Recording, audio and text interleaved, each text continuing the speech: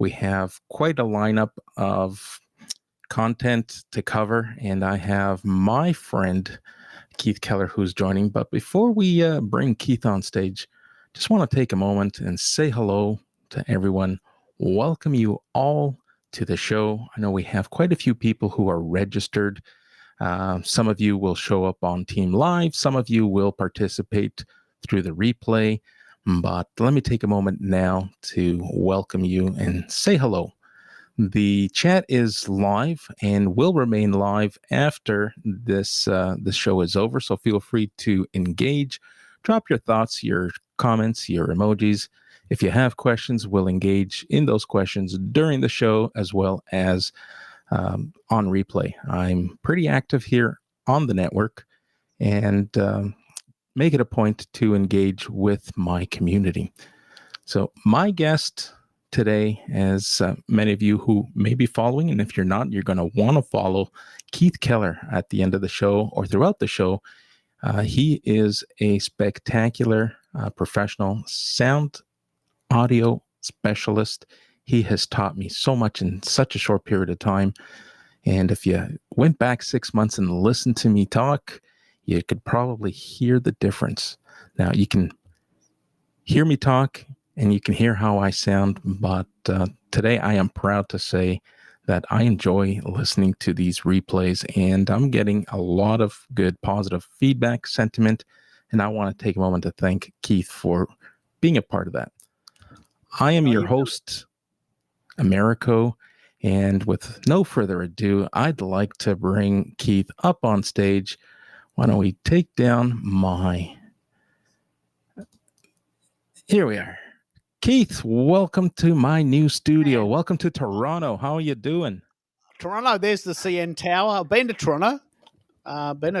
I stayed I stayed in the Holiday Inn in the main street in 1996. But what you're doing here is you are taking this up a completely new level. Like we're using Restream and sending this file to LinkedIn and YouTube, etc. But you are taking this up a notch. I've never seen this done before. Like those banners, like bring up that banner with you with your lovely face and where there's a QR code and there's your website. Man, I've never seen this done before. This is unbelievable. Like I'm loving this. Well, I think it's important that for those who have been following me, have always heard me talk about delivering a good experience, raising awareness and consideration, luring your community and your tribe to want to listen to what you have to say. And some people do it very well through the written word and they drive value. I found that value is much more, I don't want to say lucrative, but better results come out of our voice. And today we're hosting and we're having this conversation in purely audio format, and I mix it up for a couple of reasons. Some people still have a love with audio, and I want to be able to respect those who want to consume audio, that there's an option. Those who are considering hosting events of their own, that you don't always have to be on camera. You do have to sound good, though, because it makes a world of a difference. The thing that a lot of people don't recognize, this is very important. If you want guests to come on the show, a lot of guests don't want to be on video. It's not only a matter of whether you want to be on video because you're the host. I found, this is a true story, I found that actually when with the anonymity of simply an audio file, a lot more people are willing to come on stage. Now, this is in itself an interesting content style, but yesterday we did a show that went for 3 hours about a concept that probably I could have talked for 10 minutes about. But with the help of all of the people that came, we created this magic that we never know where it's going. Like the magic happens at about an hour or two in because people start to relax and they go, look, I've got an idea. Why don't we try this? Well, I've never heard of that. I got to be honest, I'd never heard of that. Let's try that. So people loosen up. And this is the new style. This is the new paradigm. We've all been to those boring webinars where people talk at you for an hour. We've all been to those. But what about if you could invite guests to be with you, not talking at them? This is what I love.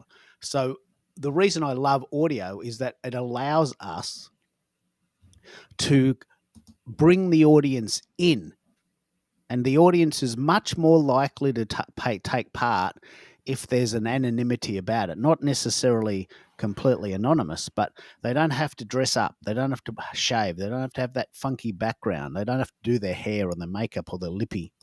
I haven't put lipstick on for a while since COVID. But you know what I mean? You don't have to dress up. So I'm still myself, whether I look good or not, whether I've had a shave or not. I'm still Keith Keller. That's right. I'm not bogged down by, oh no, I need to cut my hair or got to have a shave or that background's a bit messy. You know, I find those things a bit of a burden, and they slow me down a bit. This is why I do audio, because I want to talk, I want to listen, I want to chat. And I don't want you to see my home office and how funky all the equipment I have is. That's not important. What I've got to say and what you've got to say is important. That's the point. That's why you're onto something with this idea. Well, here's another fascinating fact to kind of piggyback on what you just shared. And you introduced me to this slide, and I know it's available on the LinkedIn website. But for those of us who are growing a global community, we have people who have joined us, from Pakistan, India, Africa, and it's further ahead. Like it's 2, 3, 4 o'clock in the morning for them. And to have some form of loyalty where someone at 4 o'clock in the morning can join and not have to be, clean shaven and ready to go on camera. This adds another level of versatility and flexibility, and it just opens up opportunities. And I think that's one of the value propositions that I try to encourage. Those who miss it, rest assured, it is still a format that people consume content. Some will say, videos all is the way to go. I disagree. I think there's a place for both, and there's an audience for both. And what we're creating here is that omni experience where people can pick and choose where they want to consume their content and how they want to consume their contents. So if I have a client who's anxious, you know what, I want to hit the airways. My written content it doesn't have a long enough tail. What can we do? Well, we can create a virtual live event that comes with a longer tail, but that legacy where the whole replay is coming in. But I think I'm getting a little too far ahead because I want to talk about this in more detail later on. But let's start with, a brief conversation around the formats. Since we started. What I'm very impressed with, and this is very important, like you have the flexibility in your mindset to be able to offer both. You are as comfortable on camera as you are off, so you now offer both, and you do both. Right? So you do both set formats. I'd be very interested to know from you which one works better and in what format, so the listeners can say, you know what, I don't mind going on video. Is it worth it? Is it worth getting a nice webcam? Because I don't mind doing it if it works. Well, why don't we ask our audience? We have people who have joined us. Well, have them drop in the comments what you think or how you prefer to consume these events. Now, I put out a poll earlier, and maybe we'll jump into that poll a little later. But I'm curious to learn from our listening audience. How do they consume? Do they like or prefer? Is there a preference? Can it go either way? Yeah. While we're waiting for that, what's your preference? Which do you prefer? Are you happy either way? I'm happy either way.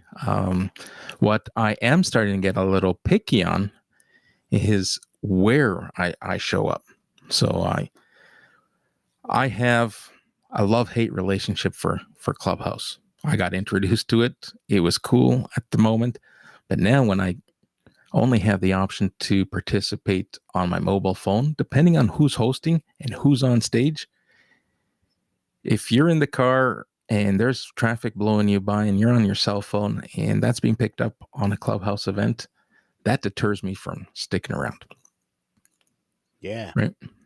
And we all have different opinions of different platforms, but Twitter X Spaces used to be the place for audio, and it isn't for some would say. Some would still attest to it being the gem that it once was.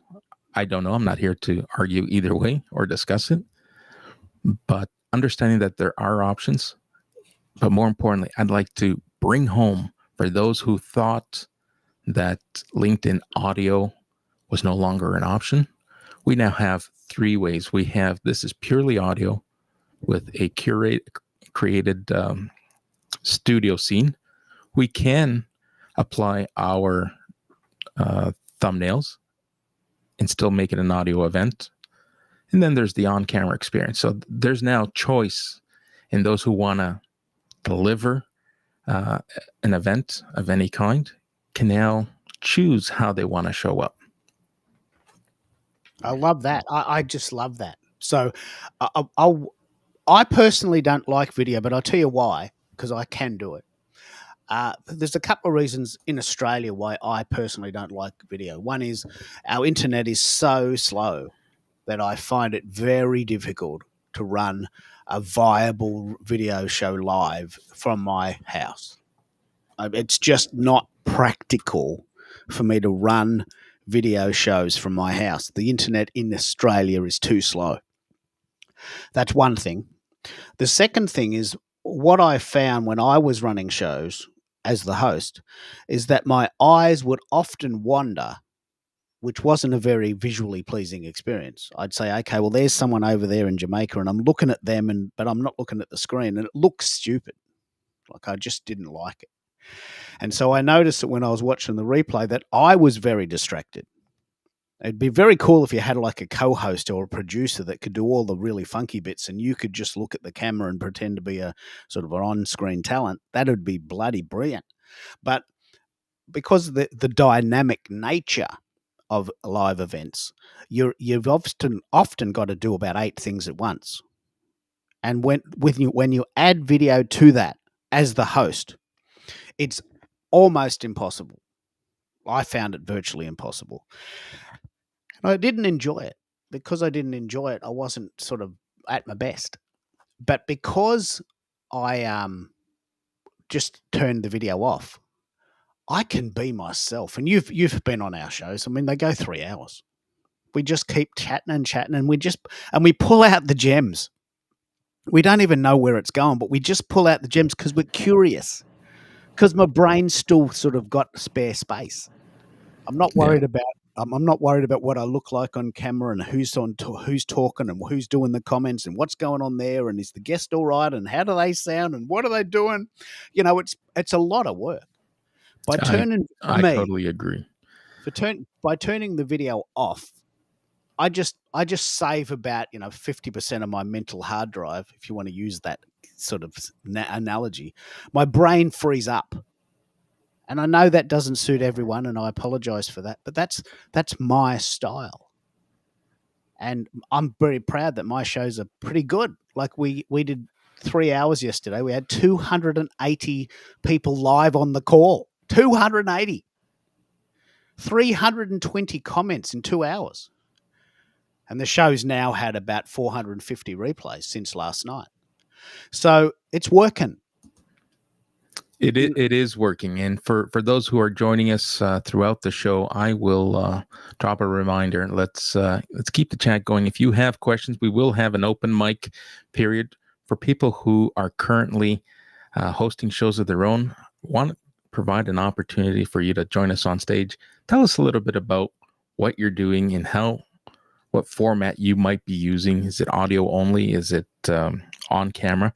Is it on LinkedIn or off of LinkedIn? I had someone jump in my poll and comment moments ago that with the way the algorithm works, their biggest frustration is coming across an event that comes across their feed after the event occurred. And that would be frustrating in the event that a particular event is being hosted off of LinkedIn. So if you're hosting a Zoom room, Microsoft Teams, and you're doing it through, with intent to maybe collect some emails and have a masterclass off of the public domain, you're going to lose that audience who gets to your event too late. My events are designed to be top of funnel. We're social selling. We're not trying to pitch anything to anybody. We're simply having a conversation. We're educating our community. And along with that comes a great opportunity for those who fall within that example that was commented. If you weren't able to make it to the live and my event comes across your feed and it's stale dated, you can now jump in and listen to the replay, which is what I say is the magic of virtual live events. When done and planned properly, if you're showing up at the right places using the right platforms, your replays will continue to work for you in your absence. Yeah, we call that the long tail. You did a fantastic poll. Let's pick up on that. You did this poll that asked the question, okay, so yes, look, you might be missing some of our events. Where would you like me to tell you about them? I mean, I went and bought the URL whereiskeithtoday.com because people were saying, man, I never know where you are. So this is a really good poll to have. Do you prefer us to send you an email every time we run an event? Do you prefer us to send you a DM? Do you prefer to just go to the tab organically, naturally by yourself? Or would you like to just wait until the feed shows you that events are on? I'd love to know. What's your preference? What's working for you? And what do you think could be the better of the four? Personally, I get more participation and engagement when I personalize a DM.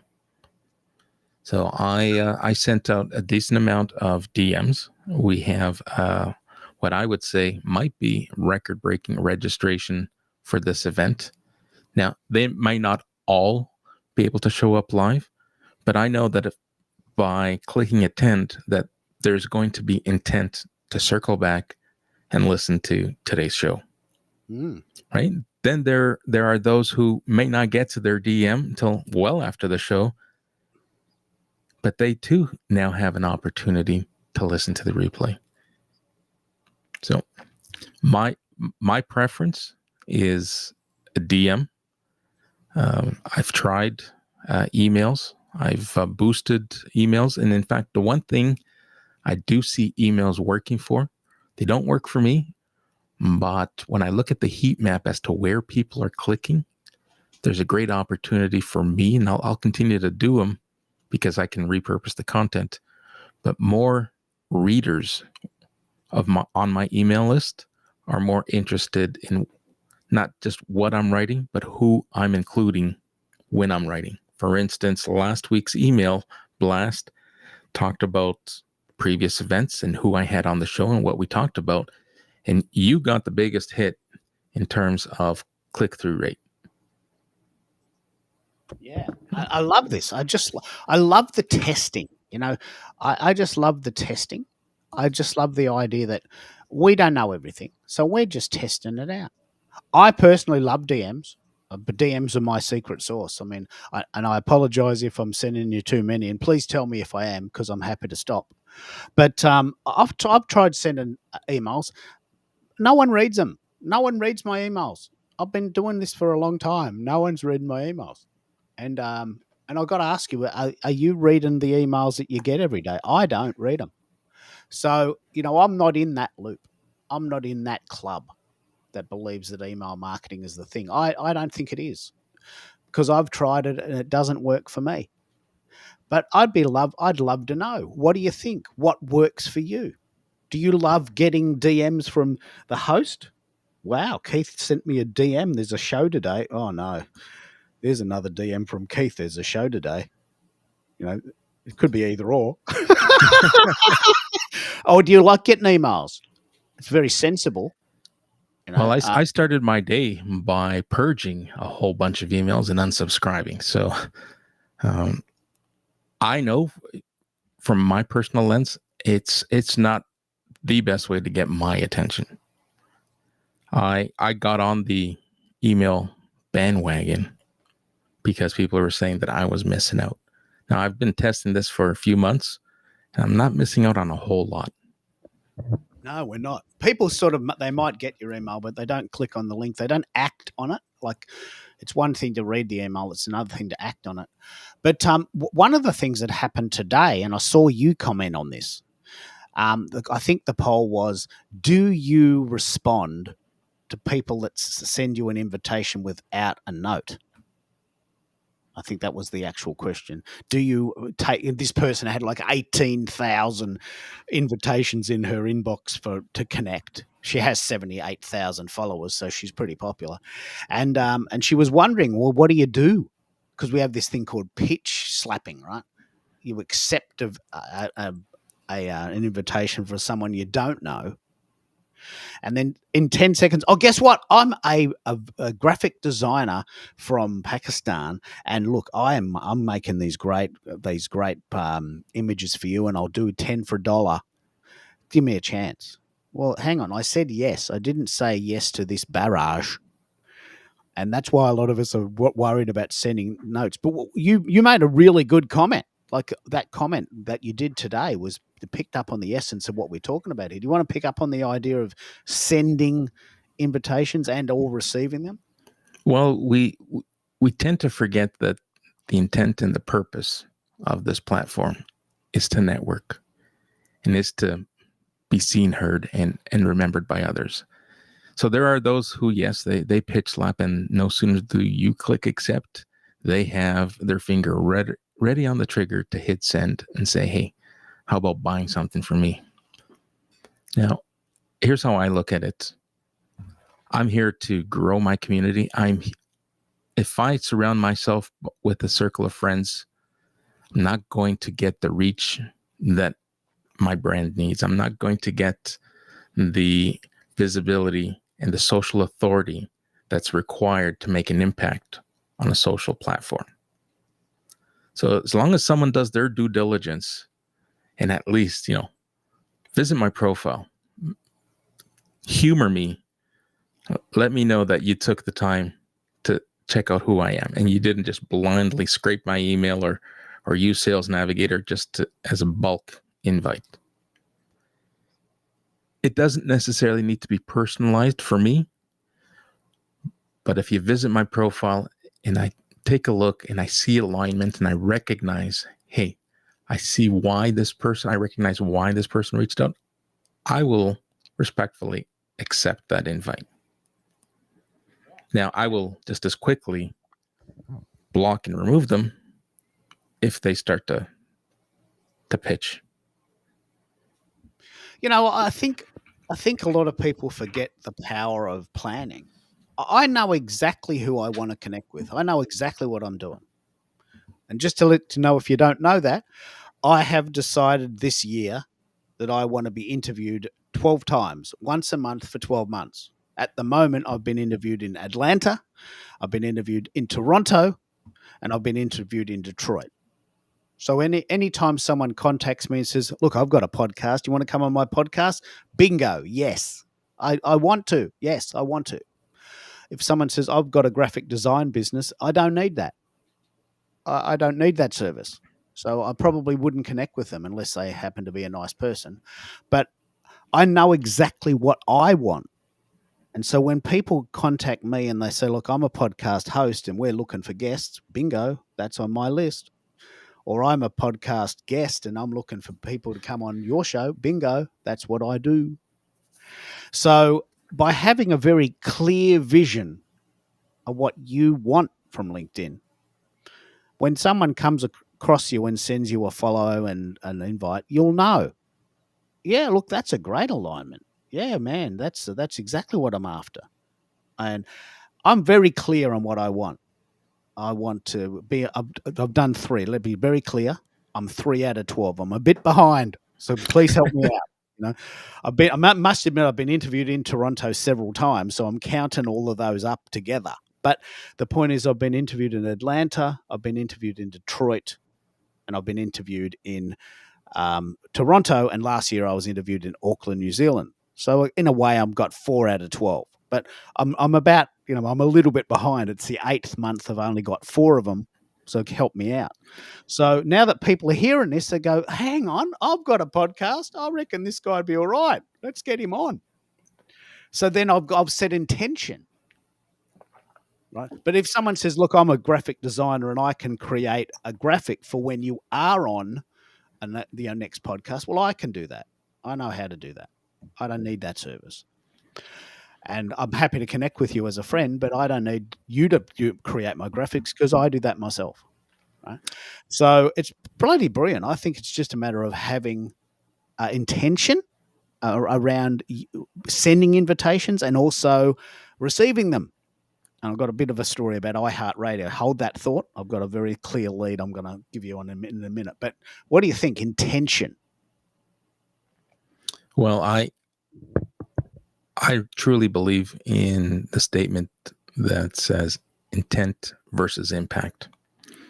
So sometimes we do things with great intention, but fail to realize the impact or the lack of impact.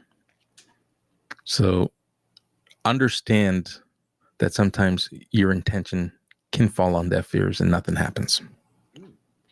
Understand that your intention sometimes ruffles feathers, and what you weren't planning on happening ends up happening. So intent is something you have to manage and monitor closely. I want to share this really cool story from Woody Allen. I've told this story before, but I don't think I've told it on your show. Woody Allen is so creative that he has about 5 projects going at once. This is a true story. I'm very inspired by this story. And so every day he wakes up and he goes, do I want to work on that movie about Italy? Or do I want to work on that movie about Barcelona? Or do I want to work on that new one I've got swimming around in my head about Paris? He's got 3 movies about different cities, right? These are famous movies that have gone very well. And he goes, you know what? I really feel like doing that sort of time travel Midnight in Paris story today. I just feel inspired by that. I could do the Italy one and I could do the Barcelona one, but I just feel like doing the Paris one. I trust myself. And he's so in tune with his creativity that he knows he can do 3 or 4 things at one time. Now, with that in mind, I've worked out I can do 5 projects a year, 5 major projects, one of which is to get on 12 podcasts in 12 months. I'm now currently 4 out of 12. Please help me out. So some days I work on that if I'm like I am now. So some days I work on that project. I'm a little bit behind. My major project, which I'm so proud of, is that I decided I wanted to have 20,000 followers by 2025, the 20th of May, because we have our numbers in the middle. 2025. And I did it. Click. Bingo. Bottle of champagne. So I knew that's what I wanted. And I did it. And I was very focused. And everything I did was based on that goal. 20,000 followers. I'm probably going to get 22,000 by 2210 now. I'm very proud. 22 October. So that's one of my major goals, to build my following, to build my connection list. Because I know that people come to the show and I want to go on their shows and they want to come on my shows. So having intention is very, very important, because then on a Friday morning you might think, well, how did my week go? Well, I didn't get any podcast interviews, but I've got a few more followers. Pretty cool. That's working. Do more of that. And it helps you put your energy towards good use, you know. And I've got 3 other projects that I'm working on, but they're the 2 main ones. And I just keep coming back to them. This is what keeps me centered and sort of moving. Do you do a bit of this? I know you're a bit of a spontaneous type, but do you do some planning, do you think?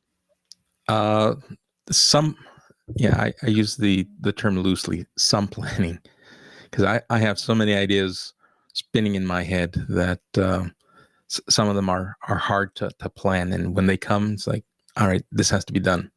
And I have to shift and prioritize other projects who have to wait because I might think that my new idea will trump something else that I have on the go.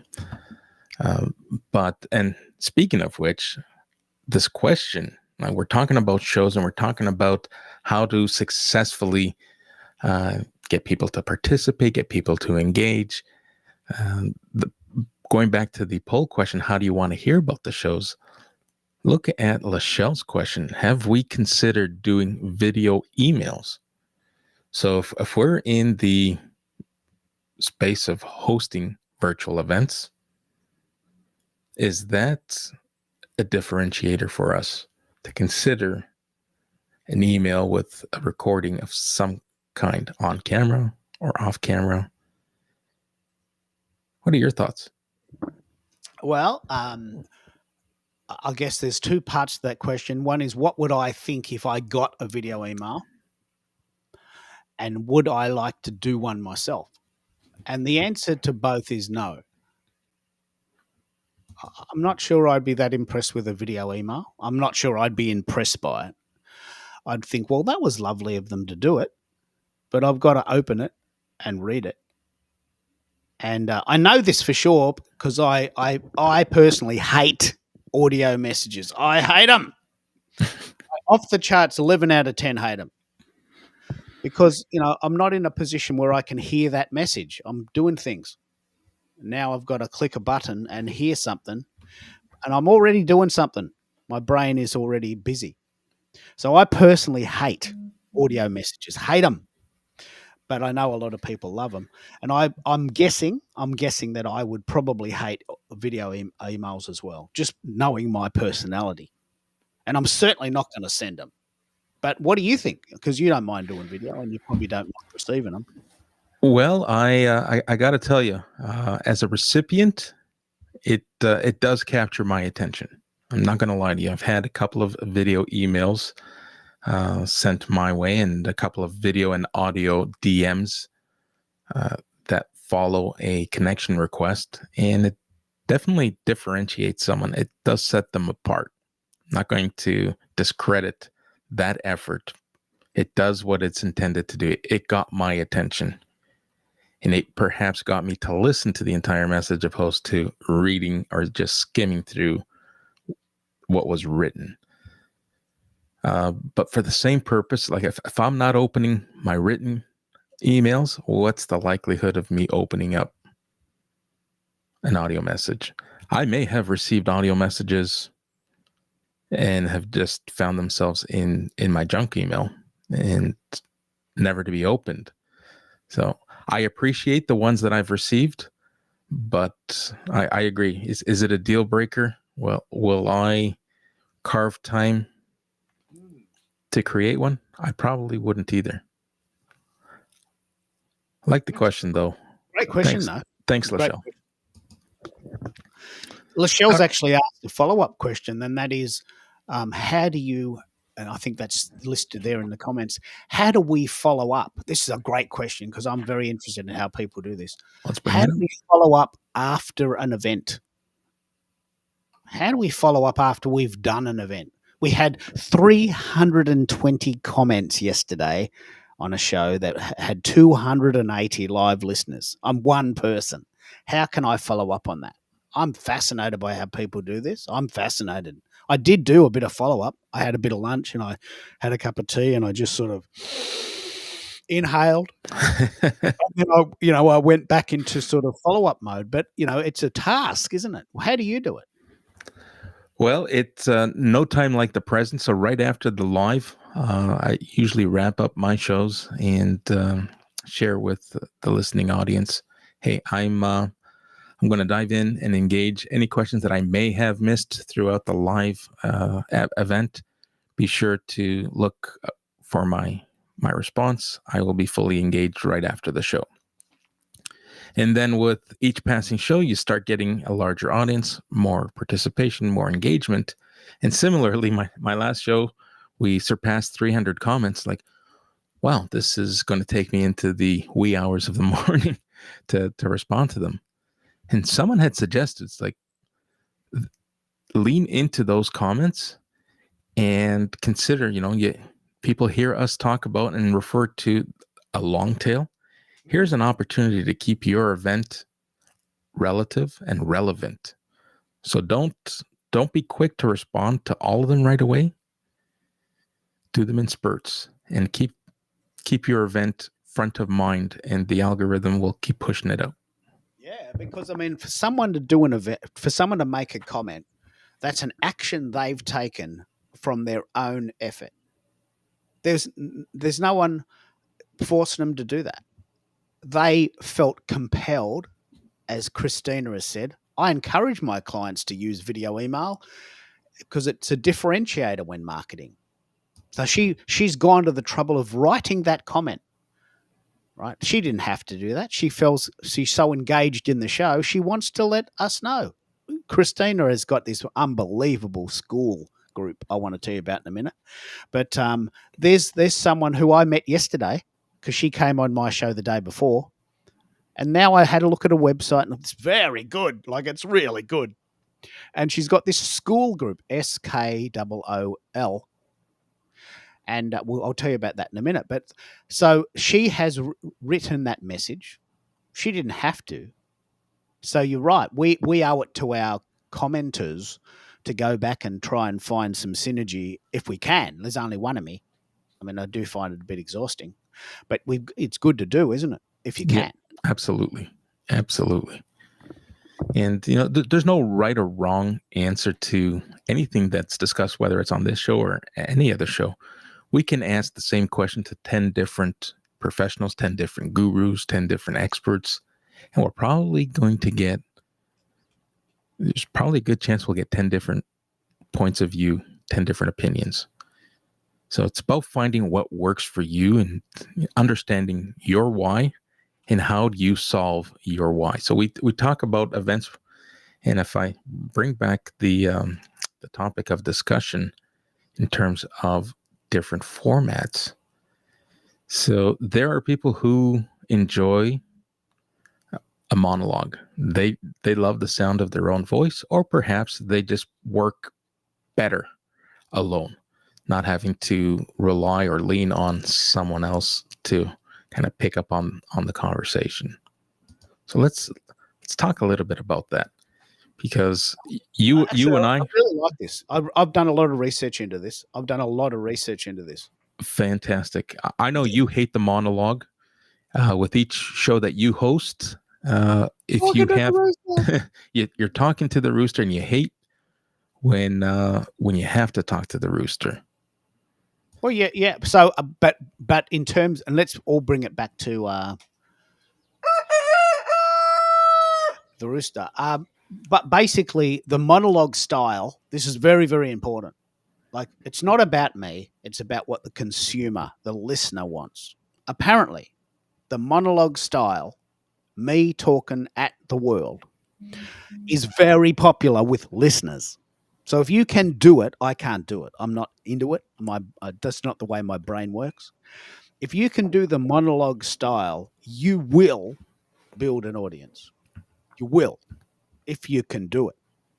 And it's a very hard skill to learn if you're not naturally gifted at it.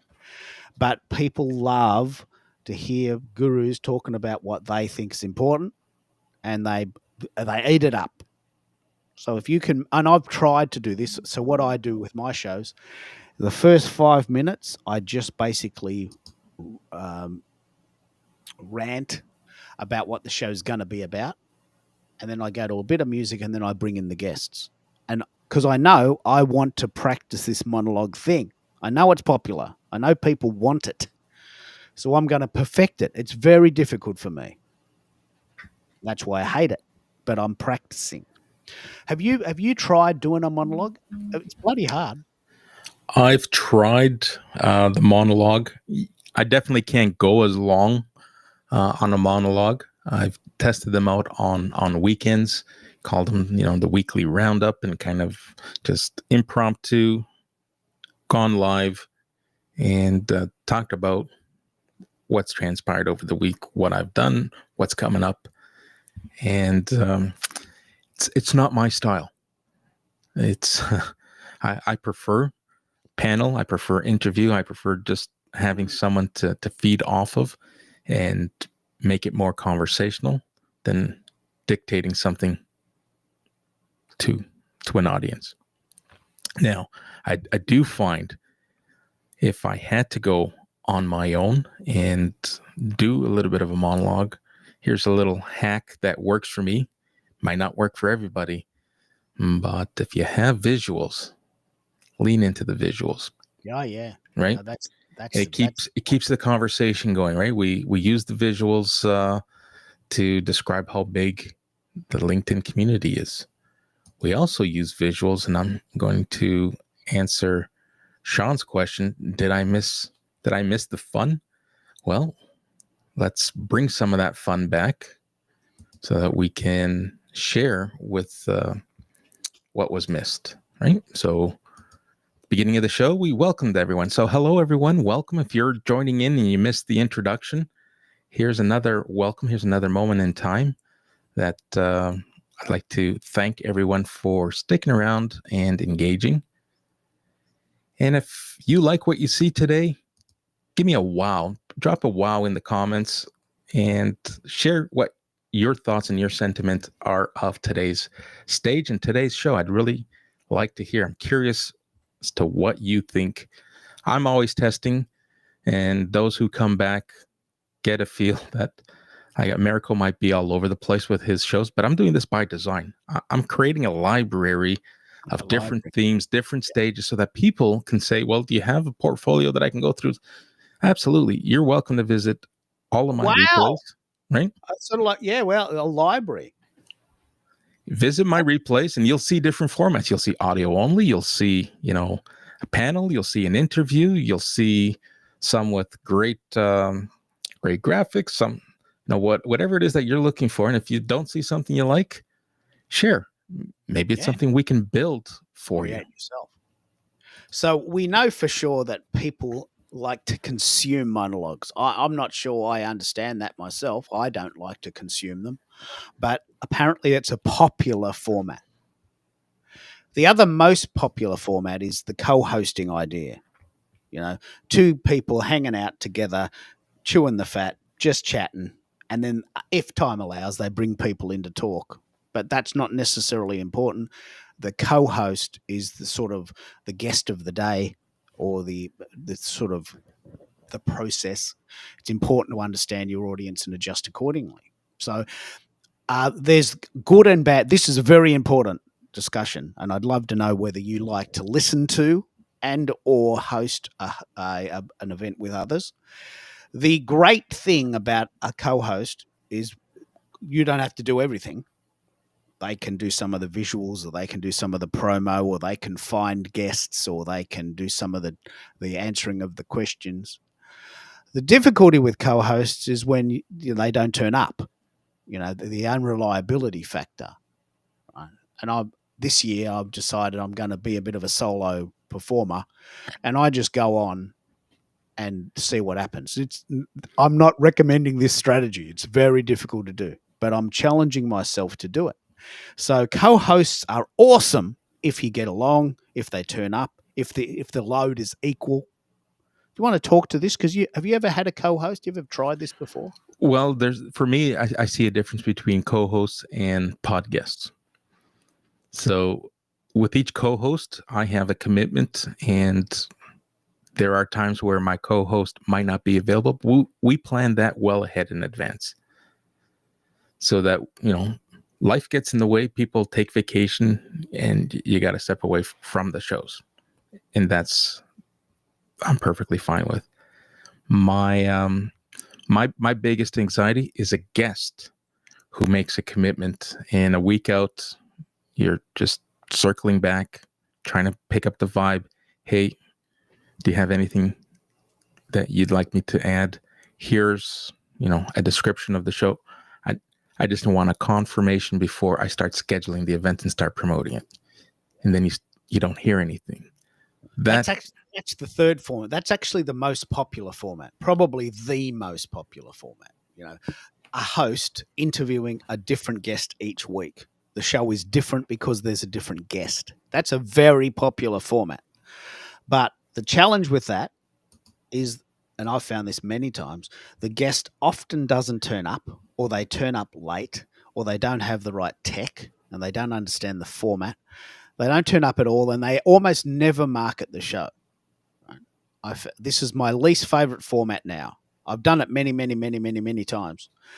But the last week, 2 weeks ago, and many times before, an hour before, oh, I'm so sorry, Keith, I should have told you before, can't come today. What do you mean you can't come today? I've been promoting this for 4 weeks. We've got 500 people registered to come.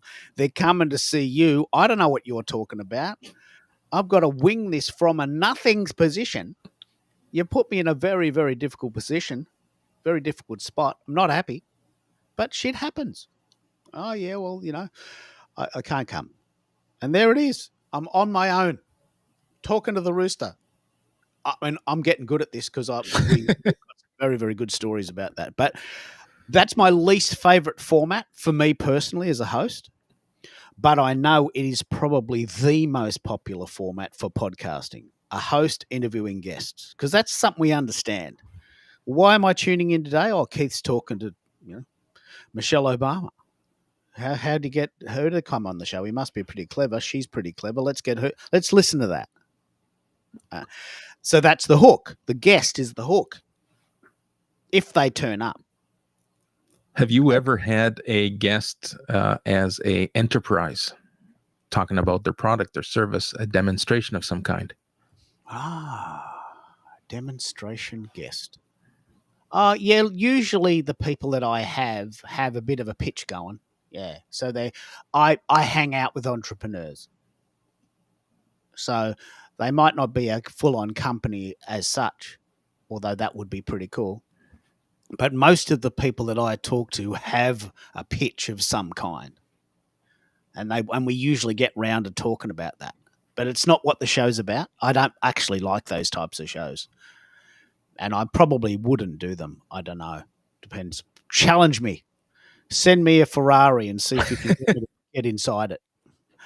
And talk about the experience of driving the Ferrari on the Great Ocean Road. I think I could probably justify that. But it's not my thing. What do you think? What's your favorite format, and what are your stories to share? Well, I enjoy the guesting. I've had a couple bail out on me. I also have an appreciation for the panel. So I had Michael and one other Paige talk about cybersecurity. So it's a expert panel. And a subject matter in which I have no expertise in, but it's important for me to be able to moderate a conversation where two experts are talking and engaging with the audience. And I had a real good time doing that. And I didn't feel, nor did my guests put me in a place where I felt I'm in the wrong conversation. And that's also important. It's finding fit and alignment. Because we can get people to line up and guest speak, but does it fit? Does it meet your why? Does it meet their why? It's like, why are we getting together? Why are we hitting the airwaves and introducing each other to each other's communities? Yeah, this is the reason my shows go for 3 hours. I mean, people don't understand why I can talk and listen and be part of a conversation for 3 hours, but I'm the one that's winning. Because 2 hours in, like yesterday, we did a Substack power session at the 2 hour and 20 minute mark. If you want to go and listen to that, we did a master class in how to use Substack. Now, we didn't expect that, but some guru that we knew was pretty good at this. We got him on a good day, and he just opened up and he just told us everything. Bloody brilliant! Like, that's why I love the show. The unexpected twists and turns of people that open up, because we create that conduit for them. Like, this show is very open. Say what you like, keep it nice. But what are you doing? What can we learn from you? What do you got to share? This guy was a rock star of sort of online content, and he And opened up and he shared his story, didn't he? he did. And speaking of rock stars, let's take a moment to thank the rock stars that are in the audience. We have some loyal return listeners, and we might even have some listeners that haven't taken an opportunity to engage in the comments. I want to reassure that there's not going to be a pitch at the end of this. So feel free, drop in the comments, say hello, tell us where you're joining from. This is purely a social selling exercise. Keith and I are having a conversation. I'm demonstrating what I do in the form of events, and join the conversation if you have questions. And this is probably the segue to our next topic, which is open mic. If you host a show of your own, or are thinking of hosting or putting together a virtual event, we'd love to hear from you. Join us on stage. If we're connected, for first degree connections, just drop a comment. I'll send you the stage link and we'll welcome you on stage. And you can share a little bit about what you do, what types of events, what formats, and what best practices you might want to share with those who are listening. Those who don't have a show, drop your questions and we're happy to answer and continue the conversation. You would have noticed, for those who pay close attention to my start and end times, I purposely did not put an end time to this show because I felt there was going to be some good energy. There was going to be some good dialogue. So I'm prepared to go beyond the hour if our community and our listeners are willing to stick around and ask questions. We'll keep this going. Yeah, this is the essence of the idea. The biggest challenge, but also the biggest fun, is the idea that people from the audience can come up. And my job as a host when I do my shows is to encourage them to do that. And not everyone wants to. And I get that. And that's why I do them without video. I find that lessens the barrier to entry. So if you'd like to come up and talk about what your favorite format is, if you're thinking of doing a show, what type of show do you do? What types of shows would you like us to do? Do you want me to stop sending you DMs all the time? Do you want me to send you more emails? Do you want to go for a coffee? Keith, where are you today?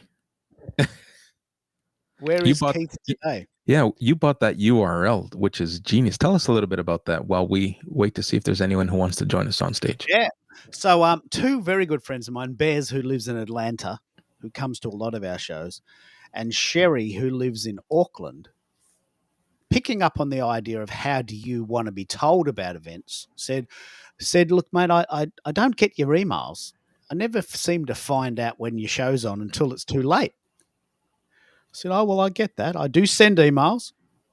And, where I was on Discord and I was on LinkedIn and I was doing Go Brunch and I was doing all of these Twitter Spaces when it was called Twitter Spaces.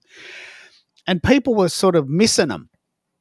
And they're going, mate, that sounded like a pretty good show. I would have liked to take part in that, but I didn't get the memo. Okay. So we found out about this very, very, very cool site called Luma, lu.ma. Very cool site. And what it allows you to do is to actually put an event in a little calendar. So luma.lu.ma /Keith Keller, I think is what it is. I thought, okay, well, there's a calendar of events that I've got for me personally twice a week until the end of September. Pretty cool. But then someone said, well, where is Keith today? And I said, oh, geez, that's a good idea. Whereiskeithtoday.com. I went and bought the URL. Cost me $20. So Where is Keith Today is the URL I use to promote my shows. So if anyone wants to come to my shows, they can go to that URL. And they're all listed there twice a week until the end of September. And Lynn is coming in next week. We're talking about travel. So it's a sort of like, it doesn't. Luma has a very, very robust free model. So I've got shows twice a week till the end of September on this very lovely site. It's very clean. It looks very visually stunning. It's very easy to use. And the reason why it's so good is that when you sign up for an event to come, you get an email the day before and an hour before. Right? So there really is no excuses. If you want to come to my show, you're going to get an email the day before and an hour before. If you really wanted to come, you would check your emails. So, which is why I know emails don't work, because even though people are getting them, they're not coming. They're getting the emails, they still don't come. And I'm thinking, well, I'm doing everything I can on my end. I went and got a URL for you. I went and set up a calendar page. And you're getting your emails. Why aren't you coming? Oh, I'm not checking my emails. Well, I can't help you with that. I can't help you if you don't want to check your emails. I'm doing everything I can, which is why I'm so interested in how people get the goss. Do you want me to send a DM? Do you want me to keep sending these emails? Do you just wait until the pop-up comes and goes, Keith's going live now? Oh shit, I'm not ready. I'm busy. I'm at the shops. You know, I don't know, because I'm so organized. I don't understand why people aren't. It frustrates me. But have you had an experiment with Luma? It's a very, very, very good site. It's extremely good. I tried Luma before I used my email service provider, and I wasn't getting people opening the Luma link or the invite. It didn't work as well as it does for you, but then I came to learn that that's the way email works, because I'm getting the same open rate and the same click-through rate using my email service provider. Yeah, I'm not a big fan of email in general, but I wanted to give people a chance to find me if they wanted to find me. I didn't want to hound them. But people were saying, Keith, I can't find you. Well, there's no excuses now. Whereiskeithtoday.com is about as good as it gets. Right? It's about as good as it gets. That's about as easy as I can make it. Yeah. Any easier, and you'd be sitting in their living room having the conversation with them. Well, I'd be knocking on their door, wouldn't I? I'd be running up and down the street going, hey, I've got a show in 10 minutes. You want to come? Here's a Lamington. Here's a Lamington. Come to my show, make a cup of tea. Here's a little bit of a piece of cake. A Lamington's an Australian invention, I think. And look, why don't you come? I mean, there's only one of me. There's only one of me. So here's the irony. I'm just checking the poll that I sent out, and 33% of people still prefer to be notified by email. Yeah. So. But are they reading them? You know, are you reading your emails? And we are very busy. Like, I don't know if we had this. I've done 2 shows already this week, and someone from Canada was saying, "Well, mate, I'm very disappointed that these new social media sites are killing our content after 30 days. That's not fair." And I said, "Well, let's just take a step back. This is a shock. You have to sit down for this one. 518,000 hours of YouTube videos are loaded every day. 518,000 hours. That's actually 1,500 consecutive days. Right? If you sat down today at 9 o'clock in the morning and watched every video created in its entirety on YouTube, it would take you 1,500 days. Which is, I don't know what that is. That's 4 years.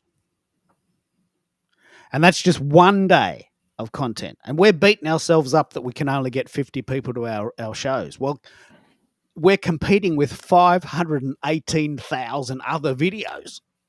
No wonder we're all stressed out. Right? So I get it. I mean, I just want to make it really, really, really easy for people to come if they want to come. I'm not going to hound you. I do the shows because I love doing them. And I can talk to the rooster. But I prefer not to. You taught me something that perhaps I'm going to share and give you full credit uh, for sharing it with me. People get hung up on looking at their live meter, how many people are currently live, how many people are listening. And it was you who may not be verbatim as to how you said it, but you assured me that shows like this, events like this, that have a replay, compare them to those of us who drive into work and are listening to the radio, or compare it to our morning routine where we're watching or listening to breakfast television. People come for as long as they're able to. They stick around for as long as they're able to. And if something you said resonates in today's day and age, you can always go back and listen. So don't get hung up on how many people attended, how many people simultaneously stayed on. Focus on your conversation, focus on the value that you're delivering. And when your message resonates, people will come back. And I'm seeing that in the analytics. So after we go live, I compare my unique views to my total views, and it tells me every time that people are coming back 2 times, for at least 2 times, right? The average is 3 to 1. You did say that. That's very, very interesting. We've done a lot of stats on this, and the average person stays about 8 minutes, right? And I just assumed that'd be the first 8 minutes, right? So I front load the first 8 minutes with lots of cool, references and images. But the truth is that people come and go. They drop the kids off at school, and we're still going. Hey, that's pretty cool. They come at 7:00 and then they watch their favourite show, and then that finishes and there's nothing on TV, and they come back. And people come on average 3 or 4 times throughout the show and stay about 8 minutes. So if we're still going, people will still keep coming. That's the power of doing these long shows. Yeah? Yeah, absolutely. So Lynn took the courage and shared with us that she's no way ready to host her own show, but would love to in the future. Now, like Lynn, I'm sure there's many, many others. And you've been very supportive, and I too am on Camp Lynn and would love to see her enjoy doing these and be in a position where she can no longer say, because she's got the confidence, that she's no longer ready.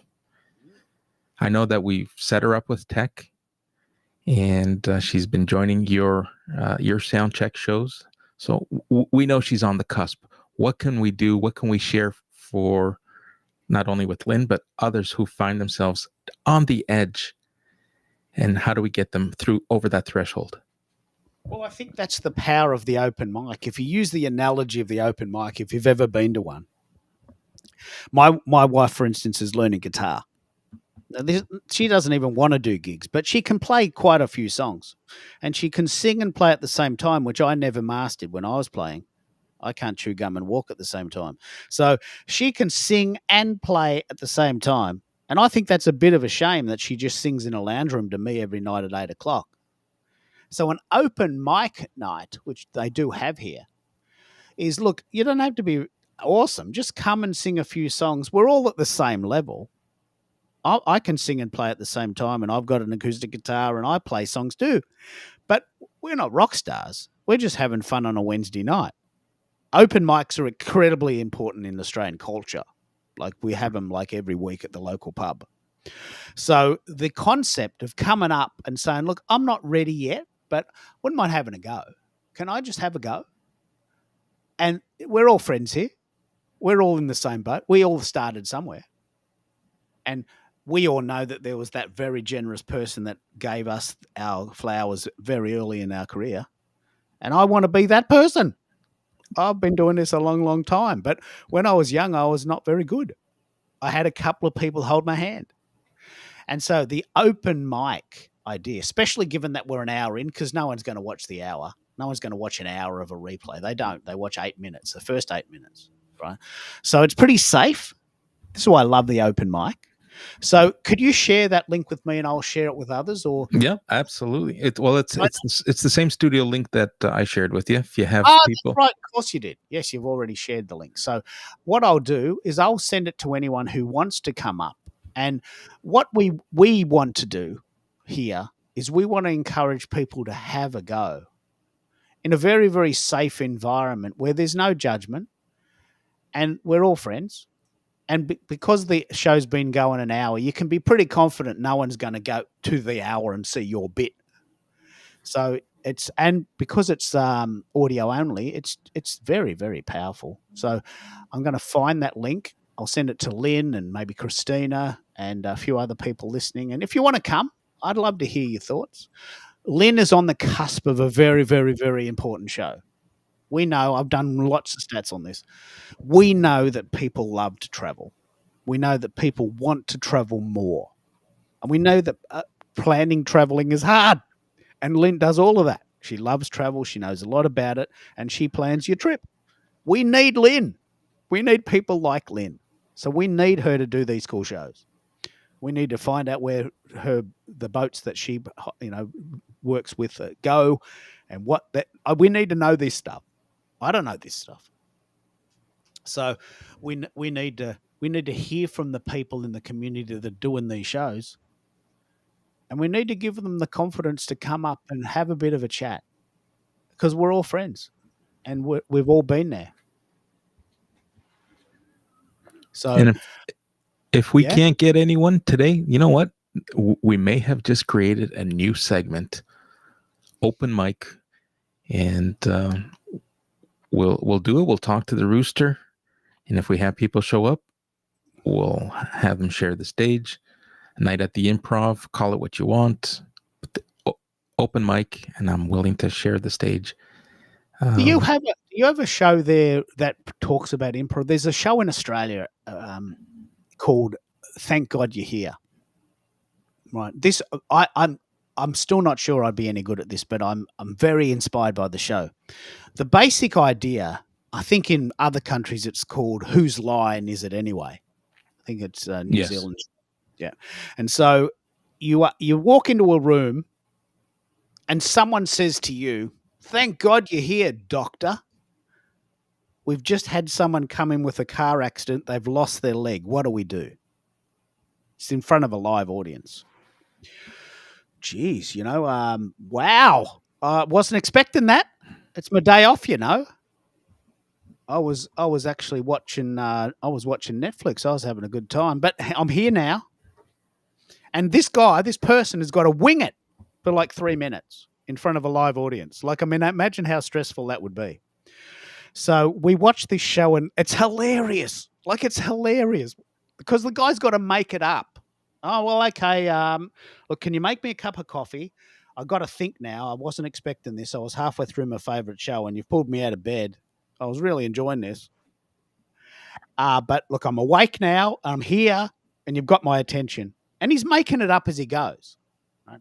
Now, the reason I say that is I'm doing that show on a Tuesday. I don't know where it's going to go. Don't know how long it's going to last. Don't know who's going to turn up. But I'm challenging myself to do that because I want to get good at that format. And you've been part of that. You've seen these shows just take off, haven't you? Yes. All yesterday was you were ready to pull the plug on it, and we went on for over 3 hours. Yeah. So if you want to come in, I'd love you to do it. Apparently, Lynn's having some internet problems. The link's still spinning there. I've sent a link to Omar. I've sent a link to Malka. Malka's got this really, really cool podcast. I'd love to hear her talk. And she's got this monologue podcast. Very, very good example of what's possible. Jim could come possibly back in again. I'll tell you about that in a minute. My friend Katrina's in Australia. Flame is in Singapore. So we could have a bit of an open mic going there. But there it is. We've got a winner.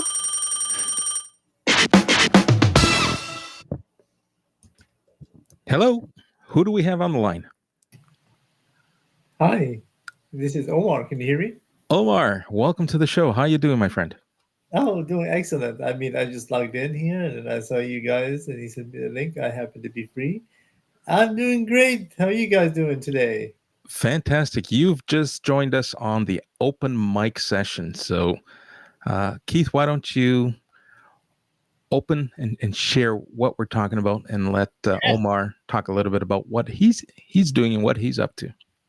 Yeah, Omar has this really cool show called Zoom Pity, which I think is sort of a Zoom version of Jeopardy. And so I'm very interested in how you do this. So how do you do it? Tell us what you're doing, and what's your favorite format? Is it a bit of a game show? Is it a bit of a monologue? How do you do it? Yeah, I'm happy to be here. Definitely, you pronounced it correctly. It is called Zoom Party, similar to Jeopardy. Absolutely. A couple of weeks ago, I was on Americo's show as well. We kind of talked about it. But yeah, I use PowerPoint and I program it so it's programmed to do the scoring and all that, and it's all put in there. So you have a board of about 30 clues or so. You click on it, the clue comes up, I read it to them, and then I push the back button. It goes over to the first original slide. That goes away. And yeah, so it's awesome. So we just did a last Friday a live couples edition, two couples in the Eastern U.S. time zone, in Florida and Pennsylvania, and it went great. Had a little bit of tech issues. That's what happens when you do a live quiz show, right? So it's great. I'm editing it, and then going to be uploaded soon. But yeah, it's an awesome thing. Kind of on break in summer for that. We'll be ramping up again here in September, mid September for a new season, new tournament. Also, something new this season, we're going to bring back all the people from the previous season in like a tournament. So best of like nine. From those nine, be a champion. It's like tournament of champions kind of thing. So that'll be exciting there. So whoever's interested, the forums will be out pretty soon. Love to have new players. I already have already on there a few people interested. What I love about what you're doing there is it's live. I love this. Tell us about the thrill. You and I know how this feels, but I'd love to hear you say it. Tell me about the thrill of doing a live show and what's involved, because a lot of people don't know that, what goes on behind the scenes. Tell me, first of all, the thrill of it, and second of all, what do you do to prepare? Oh wow, it's brilliant. So to be honest, I only do the lives for the final. The season finale are live, and like the couple shows. So those are the only ones. The rest of them are taped and uploaded. The reason for that is there's always a glitch or a question that's wrong or grammar that's wrong that you try to fix for that. So I want to make it as perfect as possible, even though we need to see our flaws sometimes. But to prepare for that, and AI right now is basically helping me, right? Because AI, able to put in the clues in there. Oh, give me five categories for example, the color pink, and I was able to pop them in there and then switch them around. So I use AI to prepare. I make sure my cameras are ready. I have a good camera that I got brand new. Make sure the lighting is set up beforehand. I'm for the live couples one. I think I spent 3 4 hours the day before and that morning of that taping or the live show at 5 p.m. my time, and still there was a technical issue with it. So you always gotta be careful of what happens in there and just keep preparing. Those mistakes are always happening and they're key. Um, but also, I'm not sure if you're aware, but I do also have a podcast as well. That one is live. Did 45 straight episodes plus specials. That's coming back in September. And Where, so both, well, yeah, tell us. I didn't know this. Tell me what that is. Where is it? How can we find it? Where do you yeah. put it? A lot of people. This is a very, very important question. I'm so glad you asked and mentioned this. That's it. It's Where do called, you put your podcast, and how do you do it? Because a lot of yeah. people want to do a podcast. How do you do it? Oh yeah, it's easy. I mean, first of all, the willingness to do it. Do you want to do one? Do you love talking to people like you guys? Right. That's the thing. It's called. Do we really know them? It started out knowing people from LinkedIn. Right. It was the common people in the beginning, Matt Allen or Donald Cohen, the people who had like 5,000 followers or 30,000 followers that people know, coming to them and getting to really know who they are. And then the show branched out into somebody who wrote a book, somebody who's a mental health expert, and so it's branching out into these kind of things. And so, really, to prepare for these, you have to have the willingness, the ability to want to engage with people, get to know who our wonderful world are and who we're talking to, and be able to not be afraid to be in front of the camera. Right. The first show I did, somebody invited me on the show. I was terrified, and after that, the fear goes away, and you're like, wow, this is amazing. That's part of it. And just make sure you're prepared with all the questions, all the notes, and anything that's needed. I show the questions on the board. I try to research the person that you're there. Make sure you research the person, right? If you know who they are, who you're talking. You're not going to be talking to somebody he's from Africa, but then you're like, oh, we're talking to somebody who's in Asia, and it's like, oh, you got to know where they're from. Kind of research them, meet with them before, talk about, look at their profile, right? That's the main key, and yeah, it's just enjoy, have fun with it.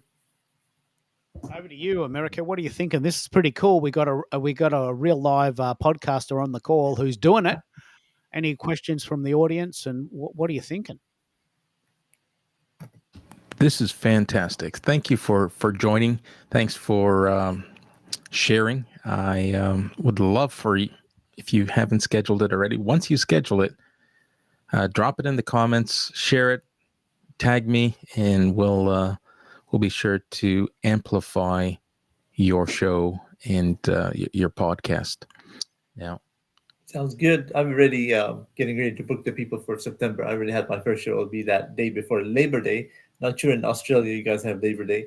And remember, Labor Day is the day where people don't get babies, but they take off for it. But yeah, that's the first show. So, all right, we have someone who might have a question or might just surprise us with something of her own. Hello? Hello? Who do we have? Good evening. It's Lynn. Hello, Lynn. Welcome to the stage. I'm so happy that you were able to make it. Yeah, Much appreciated. Let me cue something up here. All right. While I'm trying to get your image here from one of your comments, why don't you share a little bit about yourself, the show that you're aspiring to go live one day, and is it a question? Is it something you'd like to share? The stage is yours, my friend. Well, I do have a huge amount of respect for you guys doing these shows, because I know it takes so much work and planning that goes into it. And just my little event that I just was pulling my hair out. I just can't imagine doing it every week like you guys do. And I really, it's the tech. I think too, you really, there's so much involved. It's not just getting what you're going to have for the week to talk about, but all the tech stuff that goes with putting the imagery and all of that stuff that goes hand in hand, with doing your show. So it's a lot. There's a lot to learn. I'm learning a little, but thankfully I have a new microphone and I'm using that, and thanks to Keith, keeping us in check on sound. But the rest of it, there's just so much involved with all of it.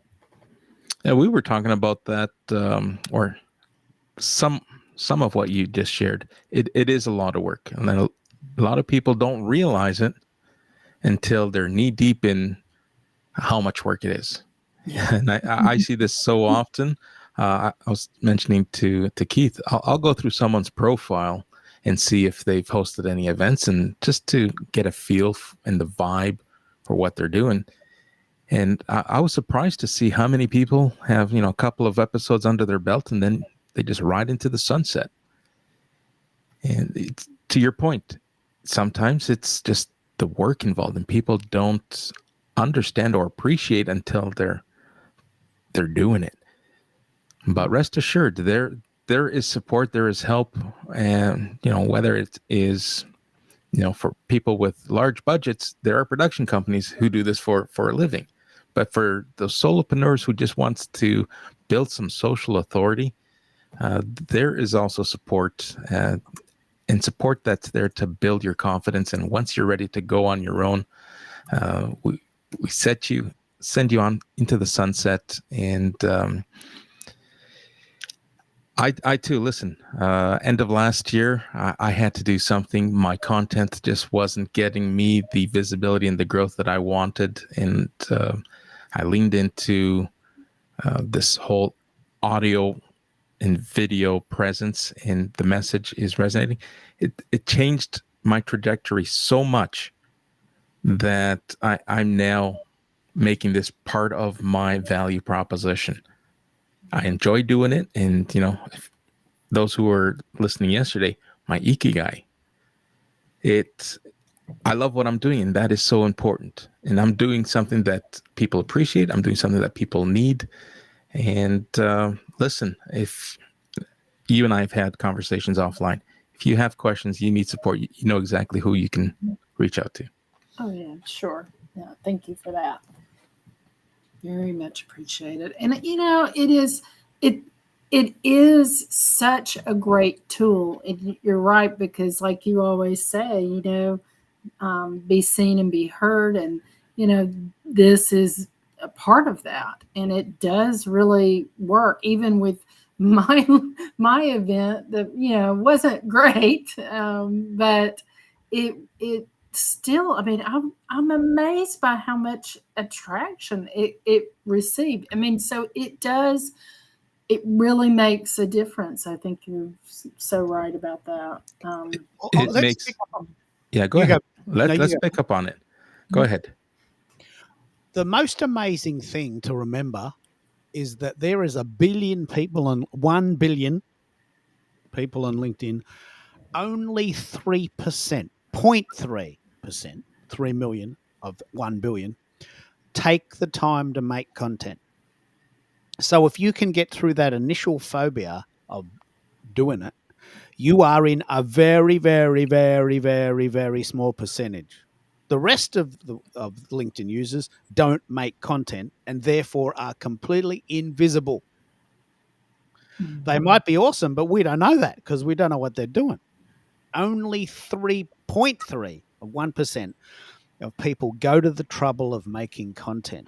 So if we can get really, really good at that, and I've got to be honest, I've never seen this format before. Let's all give a big round of applause to Americo for doing this. Yay, we love it. We love it. Seen that before. Wow, thank you. So, this is now a memorable experience. You know that this is Americo's style. You can see it. He can do it. I don't know how he's doing it, but it looks brilliant. Only 0.3 of 1% of people are taking the time to try this. If you can be one of those, you will stand out. Otherwise, how else will you do it?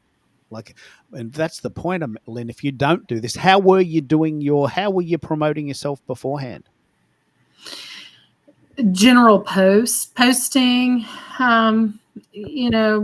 commenting. But I do also. I am a part of some local networking here at home. But to gain the type of visibility that I want to really grab the attention of bigger, even the corporate world, I really need a bigger reach. You got to start somewhere. I mean, I want to talk about the idea of starting. Gary V started a wine TV podcast called Wine TV a long time ago, and the first one was very adequate but not awesome. And he basically opened a bottle of wine and said, "Look, we've got a wine shop, and this is what we're selling." And they're $100 a dozen, and come into the shop or we'll send them to you. Right. So Wine Library TV was an idea that Gary V had as a young kid, and he made 1,000 episodes, and they got better. And guess what? They sold lots and lots and lots and lots of wine. I bet. Yeah, because people are going, wow, that's pretty good. I haven't heard of that brand, but that looks all right. I might zip into the shop and get one, or maybe they can send it to me. And it's had millions of views. And his first one, which he did in February 21st, 2015, I think. It was pretty good, but he did 1,000 of them. He got better. Now, that in itself is an achievement, but more importantly, it sold lots and lots and lots of wine. And it set Gary V up as I know I think you said, Lynn, you haven't heard of this person, but he charges 50 grand a speech now. Wow. I think it's 50 grand. I researched it once. So I think, let's say it's 50 grand. It might be 20 grand. But the point is that he charges an amount because he's done it. He's done the work. And he's now a bit of an icon on the internet. And he can set his own price. 50,000 is probably quite cheap for him because he lives in New York and he's happy to just go to the game.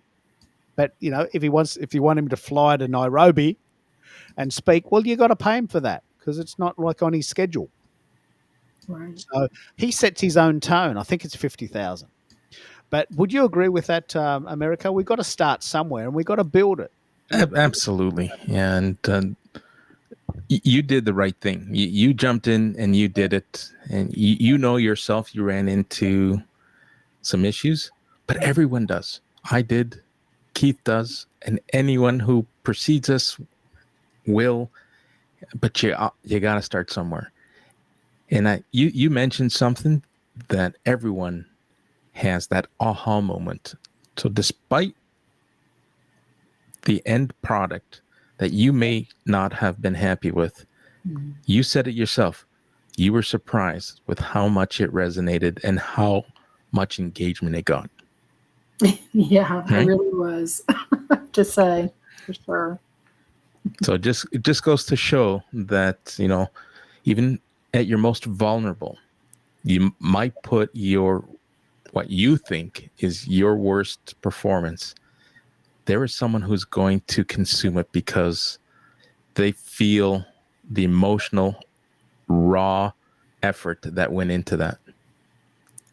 And I wouldn't be surprised if someone picked up the phone or sent you an email. It's like, kudos for you for doing that. That takes a lot of courage. And I want to work with someone who's got that kind of tenacity. Yeah, because you got to begin. I Googled it. Well, actually, I used Copilot. It's 2025 after all. Gary V charges minimum $100,000 per speaking engagement. Wow. Now, he's busy enough. He doesn't need the money. But if you want him to speak at your event, it's $100,000. And that's because he's done the work. He's gone into the trenches and done the experiments. And he's come out the other side and he's pulled it apart. He knows what works. He can speak to it from an authority point of view. He's not a young influencer just taking photos of themselves in the bathroom with an iPhone, which is what LinkedIn has become lately. But he's done it. He's done it. He's doing it. And he doesn't need the money, but he's happy to come to you for $100,000. Right? That's his price. That's the price. Right? The price is the price. Yeah. But he's done the work.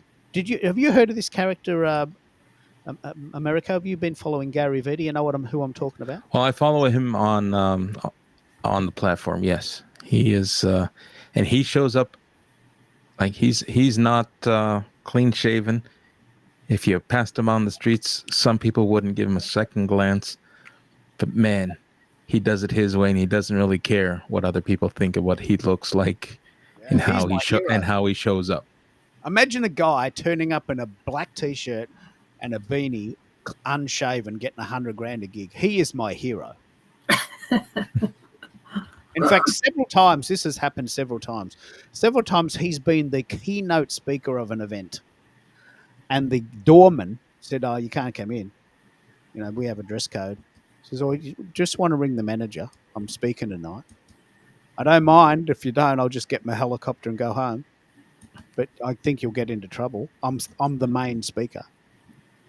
And he rings the boss and he goes, well, mate, yeah, he is. You've got to let him in. I know he's got a ripped jeans and a black T-shirt and he hasn't shaved for a week and he wears that beanie thing. But he is the speaker and he knows what he's talking about. So we just have to bypass the rules. He is my hero. Imagine if I could make $100,000 a week and not have to have a shave. Man, I'd do that every day. Yeah. I'd do that every day. So he just plays his truth. Yeah. Yeah, absolutely. Hello, Rachel. How you doing? Hello, Matthew. Hello, Omar is on the call, and Sire, I think that's how you say it. Sire is also here. So we've got quite a lot of cool comments coming in. Yell out if you've heard of Gary Vee, or if you love him or hate him, or if you've seen any of his gigs, and if you would love to turn up in a black T-shirt and not shave. I'd do that every day of the week, mate. You know, if it was okay. My wisdom is not distilled by the fact that I have got hair on my face. Those two things are not related, right? Guys, it's been a minute. I gotta jump off. Appreciate No you worries. allowing me to be on the program, and love to bring you guys on my program in the future. Love what you guys are doing. Love the background. America, you're awesome, and also Keith, you're awesome. You might be the first Australian on my show, hopefully. Please, that'd be good. Okay. That'd be great. Sounds Thank you, good. guys. Thanks for joining, Omar. Thank you. Good night and Would you good like morning to join us, to Rachel? Keith. He's calling in from Harrisburg. Where is that? Is that in Philadelphia? Harrisburg? Oh, I think Harrisburg's in Philadelphia. So hello, Rachel. We've just connected, and if you want to come on the stage, that's pretty cool. I think it's very, very cool that we do these things. Someone's got to go first. Absolutely. South Central Pennsylvania. That's pretty cool. So someone's got to go first and test the water.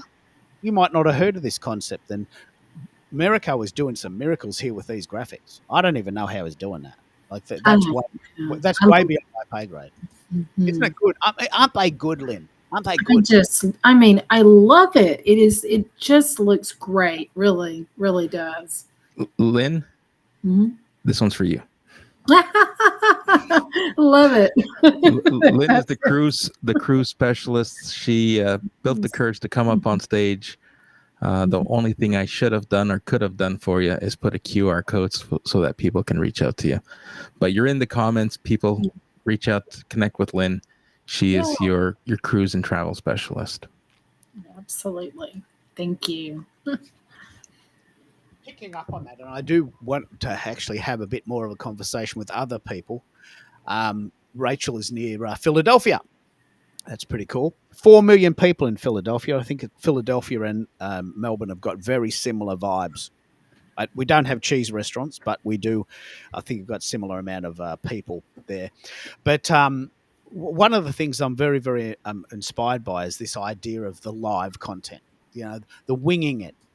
We get to see the authentic person. I have interviewed hundreds and hundreds of people, and after about the third question, it became obvious to me they were just reading off a script. And I threw a curveball question at them, and it stumped them. Like they were just hopeless. Right? And I think it's a skill worth learning. If you know your topic, you should be able to get a curveball question and go, "Wow, just give me a minute. I'm going to think about that before I answer." I had this one person from Vancouver on the call. I'm never going to do this again. She said, "Oh, can you send me the questions?" Yep, I can. I'll send you the questions. And she wrote out the answers to the questions and sent them back. I said, "Oh, look, you just have to be a bit more spontaneous than that. They're the questions. Just work around it." When she actually came on the call, she read verbatim every word on that piece of paper. Worst interview ever. Never doing that again. So boring, right? No life, no sort of spirit. And so I think this is a skill worth learning. If you've got a talent, an option, a business, an offering, we want to hear about it. But we want to hear you telling us. We don't want to read it on your website. We want to hear you telling me how cool you are. Not everyone's up for that. I get it. But I think it's a skill worth learning. Absolutely. Would you agree, America? Be seen, be heard, be remembered. Be seen, be heard, be remembered. It's starting to trickle into the the metaverse, and people are it's starting to stick. It is a fantastic way to do just that, and perhaps a great segue to the next topic of conversation around shows. So the show is, I guess, if we're going to use culinary words, it's the main entree. But yeah, talking about a funnel. Right, let's talk about the funnel. Let's talk about the appetizer. What happens? Like Omar touched on it, and other people touched on it. There's a lot of work that goes into these shows. There's the preparation. What happens prior to the show? What happens during the show? And what happens post production? Yeah. So let's jump into that. Let's have the conversation, the pre and post show content strategy. Like what you call the content trilogy. The content trilogy. That's right. I got a graphic for that as well. And I saw your message on the private chat. Yes, there's definitely something I will work on and have a guest avatar ready to go for future shows. So thanks for sharing that. My brand trilogy, you hear me say, be seen, be heard, be remembered. I try to visualize it as a marketing funnel. What we're doing here is top of funnel activity. We're bringing our message to our community, to our audience. We're trying to drive value and get eyes and ears on what we're saying and what we're delivering. And once you captivate and capture the attention of your audience through your subject matter, through your expertise, and through social selling, we're not pitching here. We're just having a great conversation, and people are learning and getting value out of what we're sharing.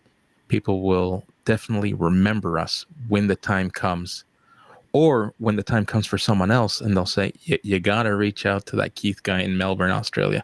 He has been connecting me to more business, to more community members, whatever it is that Keith is doing, you got to get in on it. But it's this brand funnel. That's I want correct. to pick up on a few things. One is yesterday, I want to tell this story, specifically want to tell this story. A friend of ours, Jim from Toronto, is really, really, really interested in AI and has created a chatbot for job seekers who can't really afford a career coach yet, but they need a job. So he's created this first level of a funnel to say, look, this is the goss on how to find a job, and you don't need to talk to a real person for this because this is very generic. If you do want to talk to a real person, then here's the link and we can have a chat, and then the clock starts ticking. But don't worry about that yet. When you're ready, you can call me. But what I wanted to say is that I was chatting to Jim in Toronto at the exact same time that I was talking to a friend of mine called Tim in London. Now, Tim has a YouTube show with 500 episodes, and my job for him is to find guests for him. And I said to Jim in Toronto, do you want to go on Tim's show? It's pretty cool. Americo's been on this show. You want to go on Tim's show? It's pretty cool. It's called Tim Talk, not TED Talk. Thought that was pretty clever. And he interviews people from around the world on his YouTube channel. So I'm talking to Tim and Jim, and then now they're talking to each other. And of course, they're never going to meet in real life. He's in Toronto, Tim's in London. They've never been to each other's cities. But this is the miracle that we are creating with this format. I know what Jim's about because he told me. I know what Tim wants because he told me. And my job is to just look for people to get together. If you want to do that. You're at a barbecue. You bump into someone on the bus. You're on the train.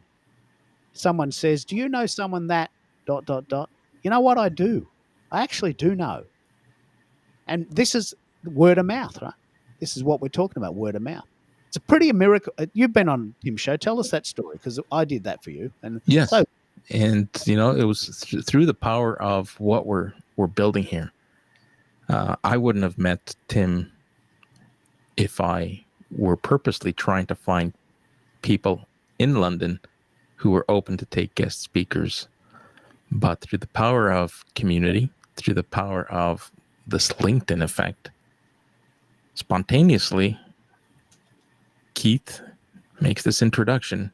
And here I am talking to a global audience about my career pivot with Tim, who is a social selling specialist and has a enterprise of his own, a great, successful business. And here I am talking about what for many is inevitable and how to prepare for that pivot that comes with age in white corporate society. People don't realize how dispensable they are until they're laid off, or I think you guys call it retrenched. Retrenchment. Yeah, so Thrown in the trenches.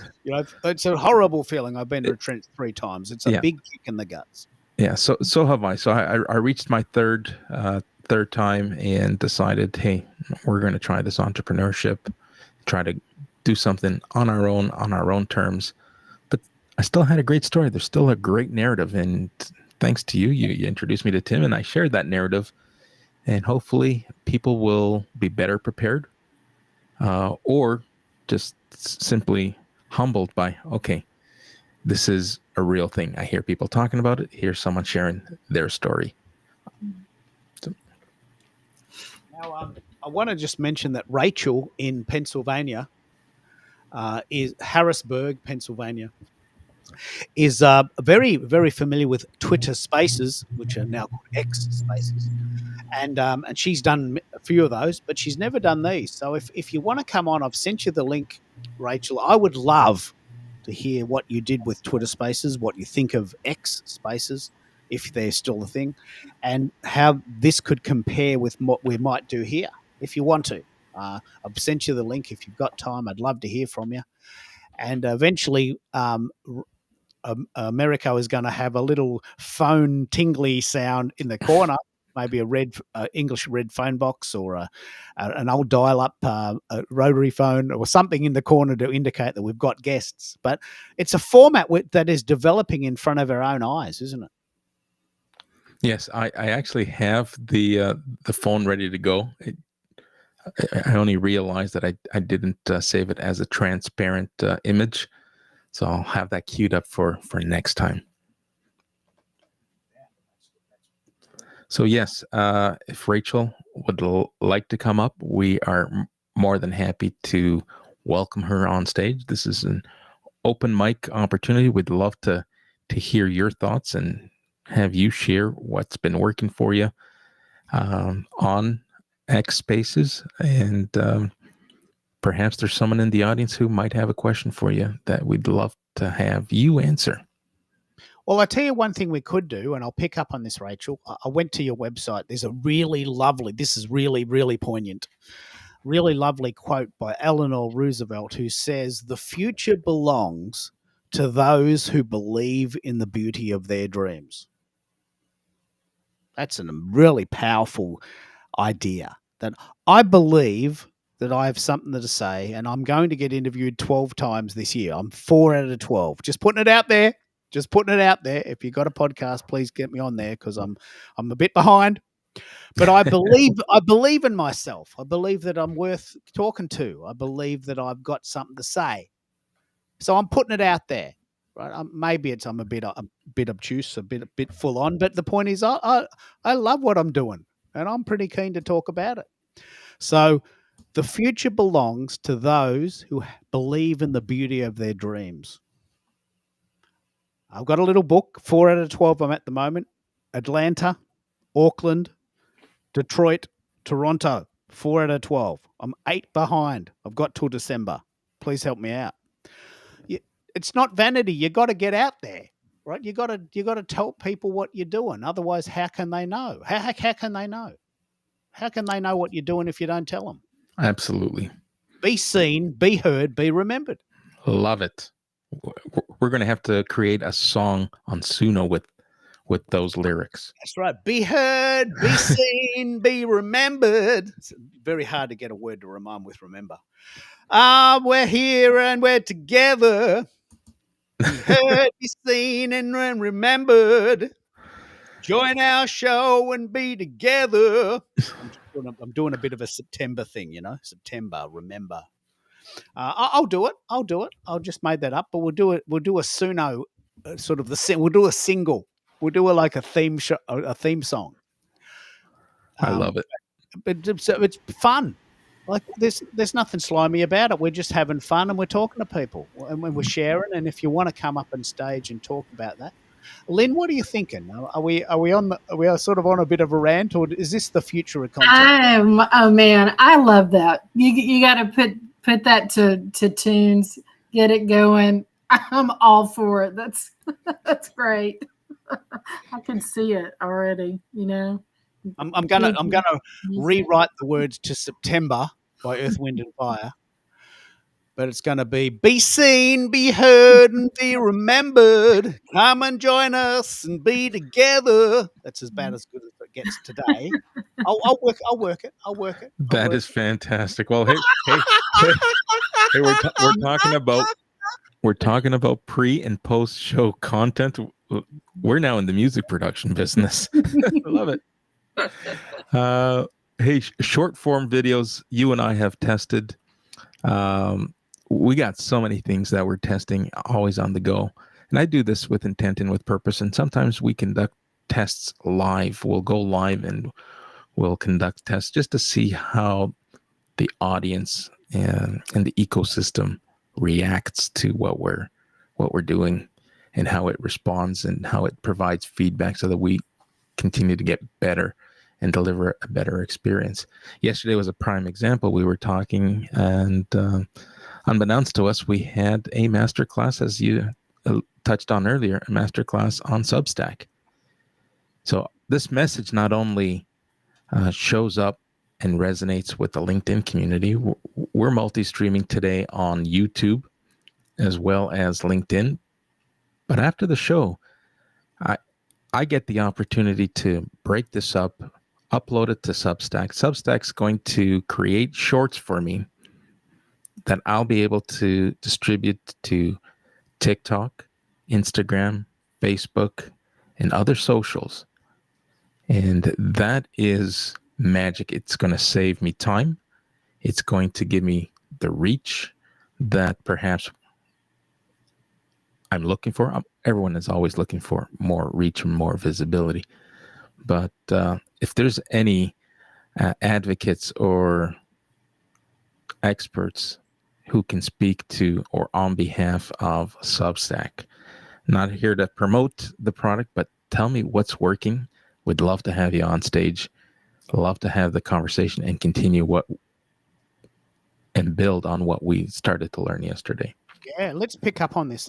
Substack, do you use it? Have you got a strategy? It's pretty cool. I do know a bit about this.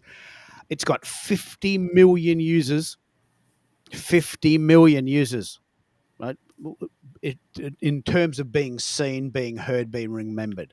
LinkedIn, of course, has 1 billion members, right? So it's not as big as LinkedIn, but it has lots of cool features. You can write a blog of up to 3,000 words if you're a writer. They recommend about 500 is where the sweet spot is for most people. You can write really long, detailed blogs about what you do, because about 25% of people still like to read. That's how they take in information. They like to read blogs and articles in the paper even, right? People still read the paper. So some people still like to read. So you can have up to 3,000 words in a very lovely article about what you talk about. You can also, and this is what we're starting to experiment with, you can embed images. A picture tells 1,000 words, right? So just put 3 images and 3,000 words. You've got this really lovely article. You can embed videos, a YouTube video, a SoundCloud audio, right? So 25% of people love to read, and Substack is perfect for them. 25% of people like to listen. So you can embed a podcast inside the blog post and then write the transcript underneath it. So you're covering both bases, the transcript of the podcast. And of course, 50% of people want to see a video, and you can embed videos inside a Substack post. And you've done that, haven't you? We might try it with this one, embed a Substack post with videos and a transcript. Tell us how you did that. Absolutely. We're going to we're going to do this after the show, or probably in the morning. We'll upload this this audio and see what Substack offers.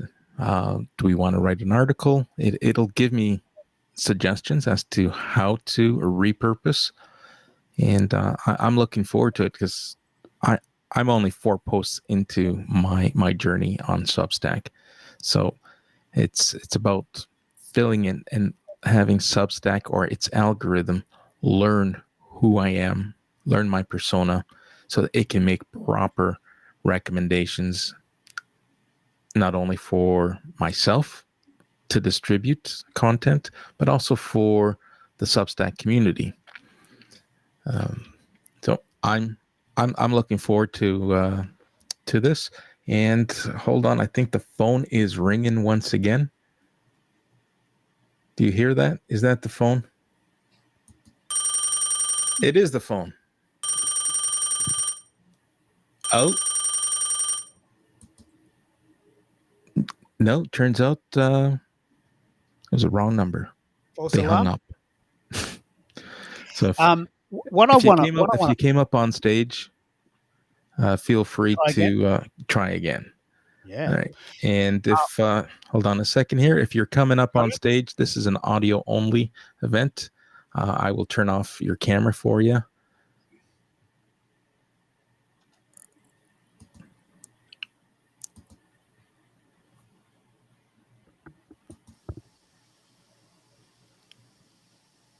Hello, who do we have? It is Joe Caruso. America, how Joe. are you? Keith, how you doing? Fantastic. Hey, man, Welcome how to you the doing? show. Thanks for coming. Are you using Substack? I'd love to hear your thoughts on it.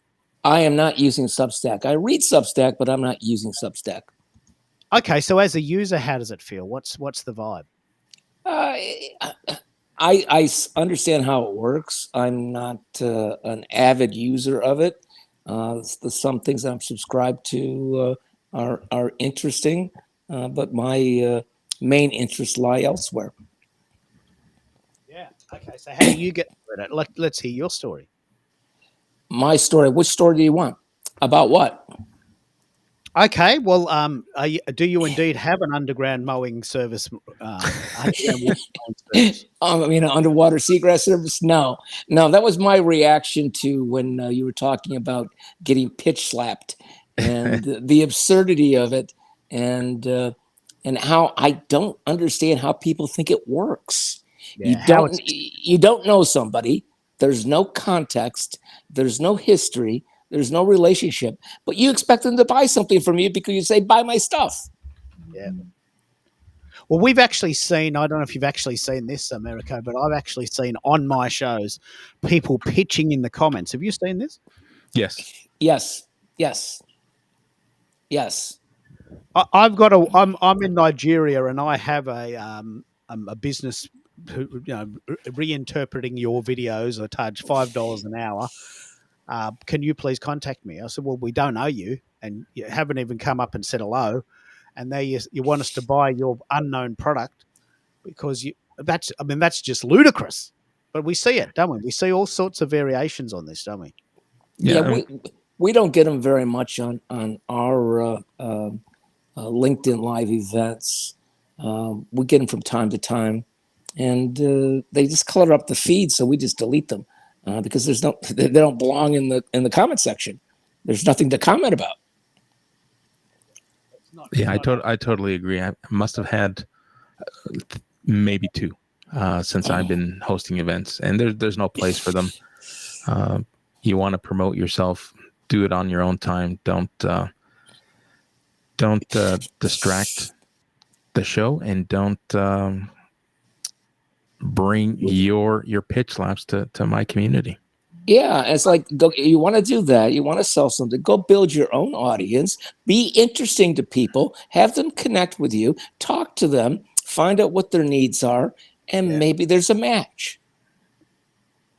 It's very, very important, and of course, it's not known to everyone. But one of the things that's very interesting, America, you may not know this, but Joe and I have known each other for a long time, and he was on our other variation, the LinkedIn audio events. I'd love to hear your thoughts, Joe, on how you think this new format has improved the experience, or if it has improved the experience. Are you using this new format? We're not doing we're doing panel discussions on our LinkedIn Lives. So we're not bringing people up on stage. I think this new format is fine. I mean, I did like LinkedIn audio because I was on Clubhouse from the very beginning. So I'm used to being on audio only. I was on Twitter or Spaces or whatever it's called now. And I liked it okay. Clubhouse is pretty much a vast wasteland right now in terms of the quality of the conversations. But I was disappointed at first when LinkedIn got rid of the audio only, and then once we use Redstream, and it works great. It's fantastic. So I think LinkedIn actually made a wise choice.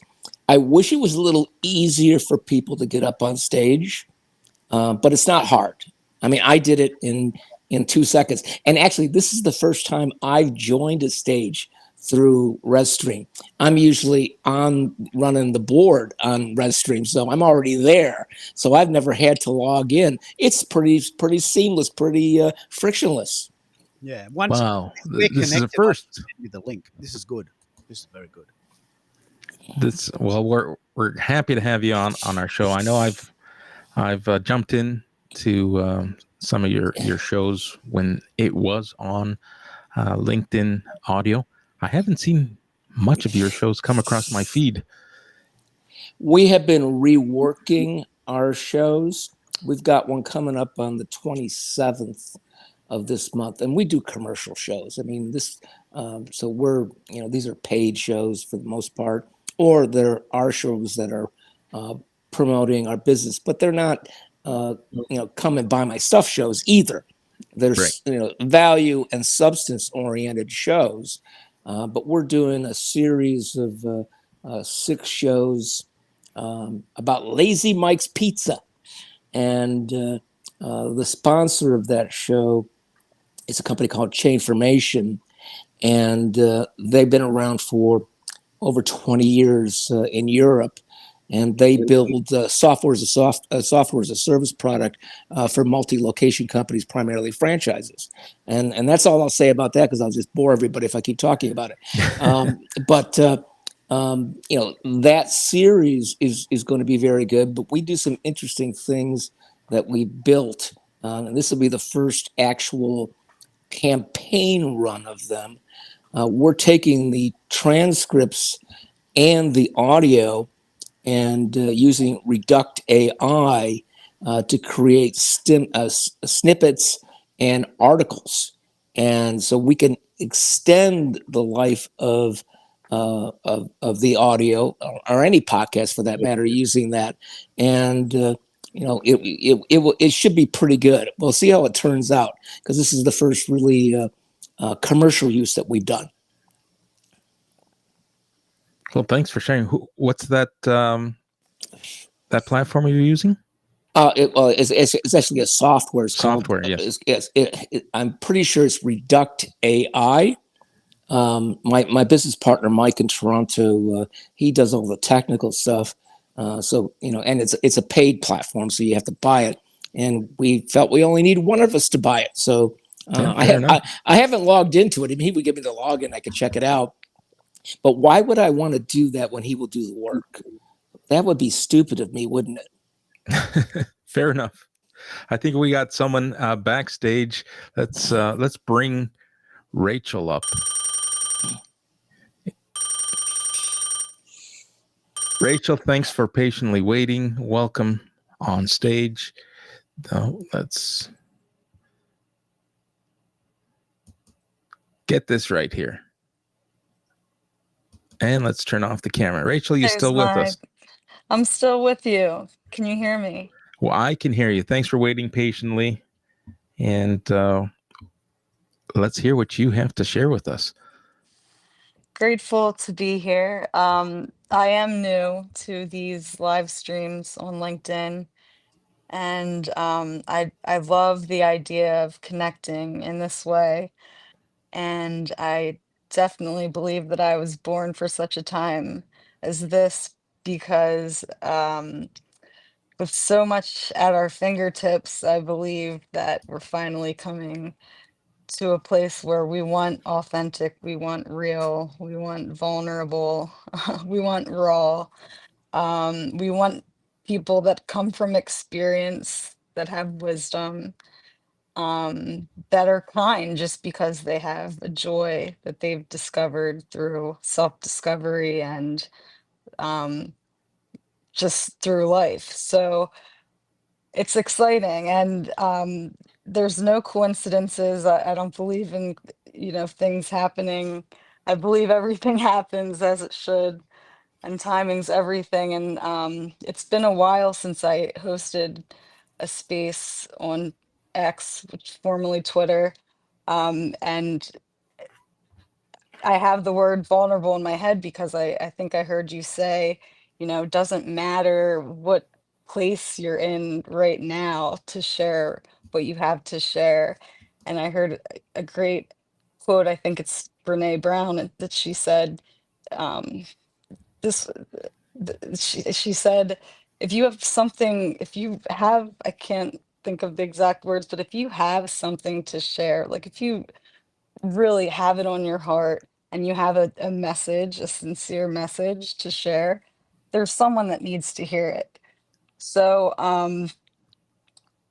for me, Twitter was more of just a like a journal for me, and it was something that I just could look and see progress and consistency. And I think the biggest thing is to not to post for an audience, but to like it's hard to put into words, but to not overthink it, but to really to have it be from you. Um, and I say timing is everything because I wanted to share milestones in my life and things, um, but I didn't, and I'm glad I didn't because sometimes we need to focus on just the journey before we share it. All this to say, I think it's best to jump in before we're ready. And I think that waiting for perfect conditions will mean inactivity.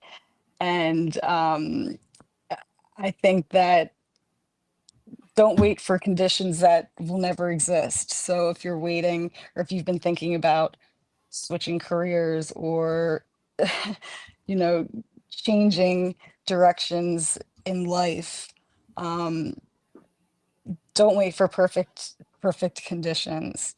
Jump in when it's scary because that's usually the best time. And that's actually how I learned to I surf, and that's how I learned to ride a wave and to get in the barrel of the wave is, when you drop in, it's the scariest time where you don't think you're gonna, you think you're gonna eat it, but it's right where you need to be. So thanks for letting me share, guys. I'm glad to connect with everyone here. You're very Fantastic. welcome. Have you heard the phrase "build in public," Rachel? I have. Yeah. So, a lot of us brave souls, we say, look, we don't know everything, but we're going to share the journey because we're sort of halfway in, and there's people behind us. I'll share a bit about this in a minute, but there's people behind us that are watching us because we're halfway in, and of course, we're watching the people that have been doing it before us. And if they didn't share their journey, we wouldn't know. And we're mucking around doing this ourselves. So we are almost like a servant to humanity by sharing the load, sharing our journey. We are here to say that, look, we've done it. It's possible. This is how we did it. Why don't you try it? So I'm about halfway in, maybe 60%. I don't know everything. I'm not Steve Bartlett. I haven't got a million people listening to my podcast. So I'm about halfway in. I've done it. I've been around the block a few times. People listen to my show. I'm getting good at it. And it's moving forward. There's people in the other, that's why I do the sound check every Tuesday. What mic do I buy? Do I need a mixer? How do I set up my room? What do I talk about? Should I have a blog? All these questions when you're starting. We all had those questions. So the people that are building in public, they're our gurus. They're our heroes. because they're doing it and they've got enough courage to share it. Very important. Very important. And what's the reference that you mention so often? Don't be afraid to suck at something. Yeah, you've got to suck to get good. You Absolutely. do. I believe. I mean, don't you think there's, do you think there's a commonality between people that are doing this in front of others, that they've faced some rejection before, that they have come to a place where they have grown out of caring, or I don't know how to word what I'm trying to say, but do you think it's because that they've accumulated some grit and some passion to share, or I, I, um, what I do you think, think it is? Is it like, are we all just as crazy as about growing as one another, or what is it? well, there's a couple of things. One is some people are naturally, entrepreneurial and extroverted.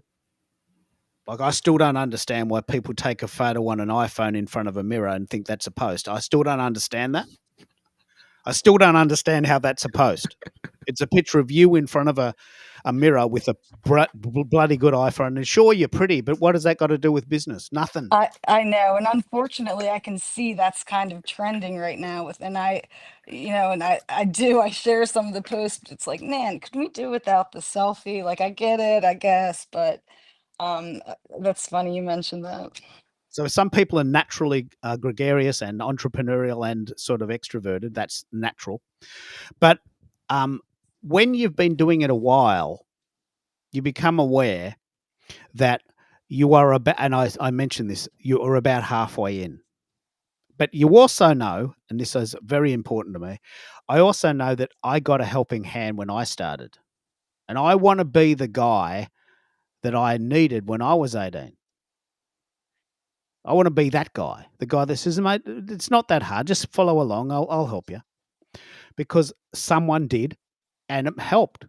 And we're still friends. And they had the capacity, the foresight, the compassion to say, you know what, I don't know everything, but I probably know a few things that you can benefit from. And do you want to have a coffee? And I'll share with you. And I want to be that guy. I want to be that guy that says, look, I've been doing it 20 years and I've learned a few things and I'm happy to share because I'm going all right. I don't have $1 million in the bank, but I don't need $1 million in the bank. We paid the house off. I get food every night. Bills get paid. I'm quite content. And I think there's a group of us, and this is the group I want to hang out with.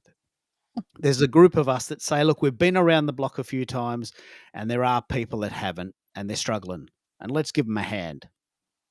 And there's people that are ahead of us that are also doing the same thing and they've given us a hand and we're sort of following them along. I don't know Stephen Bartlett, but I'm sure if I sat down and had a coffee with him, he'd be a very nice person and he'd help me out. I'm sure he would. I don't know him, but I'm sure he would.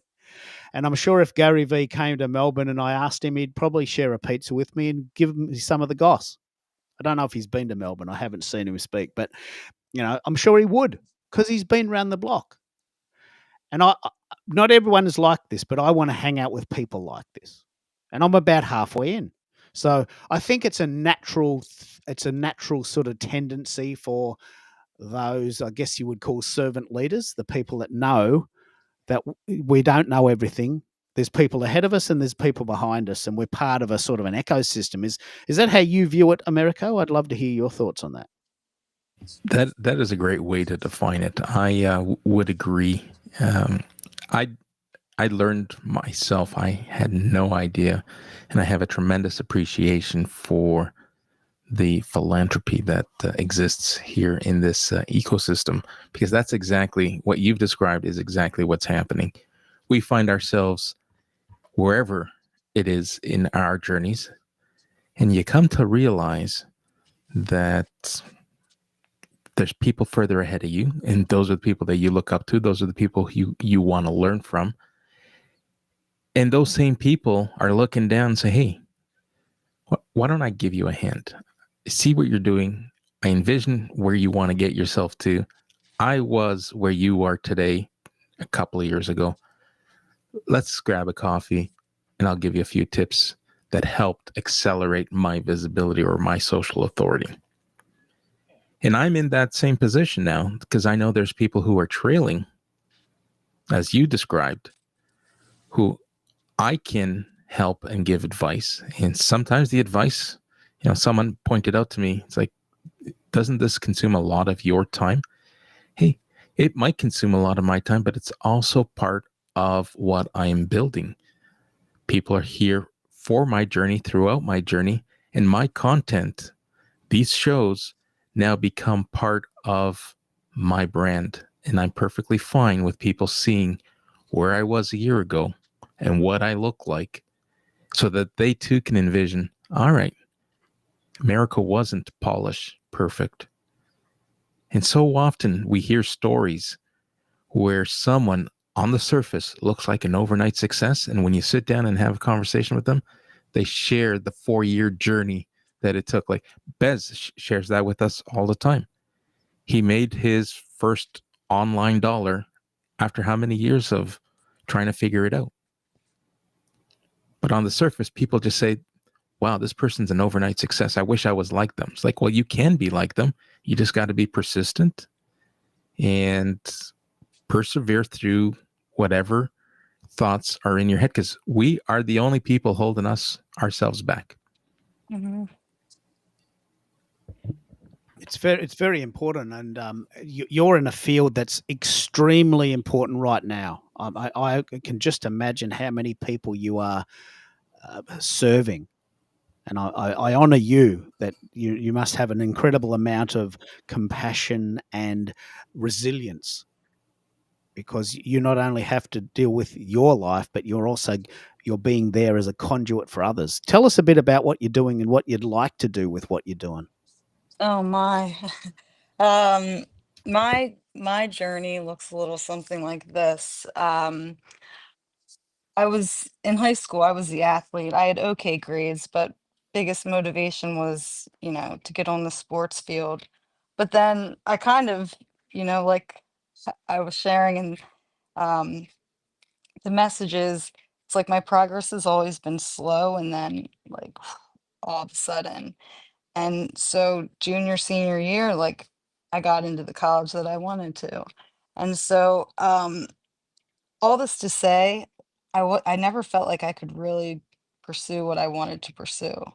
I wanted to study people and psychology and sociology, and I just every, you're never gonna how you can't make a living that way, like that, all this and that. So what I did was I went to school for what I wanted to go to school for, and I wanted to prove everybody wrong. So I tried to fit this mold of, climbing the corporate ladder. And I will never forget the first time being led to my first big girl, office job, to that cubicle. And I hated it. Everything about it felt robotic and fake and forced. And, I continued that until, I made the move to San Diego with, no support system, and that's another story for another time. But um, I really just put myself out there and had just different jobs. And on my LinkedIn, there's a number of jobs, but then there's some more on top of that. I've been working ever since I could reach a counter. My great grandfather came over from Hungary, and as an immigrant, and to Pennsylvania, to Harrisburg near Philadelphia, and started a business, which is now a fourth generation business. So I grew up, with seeing some good, strong values of serving the community and love, and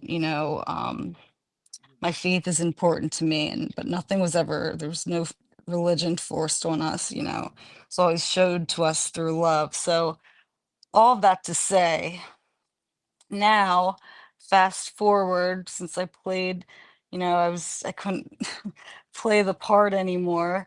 um And like I said, timing's everything. I crossed paths with an old friend of my dad's who knew my grandparents well, was from the community of the family business, and is gifting my schooling to me.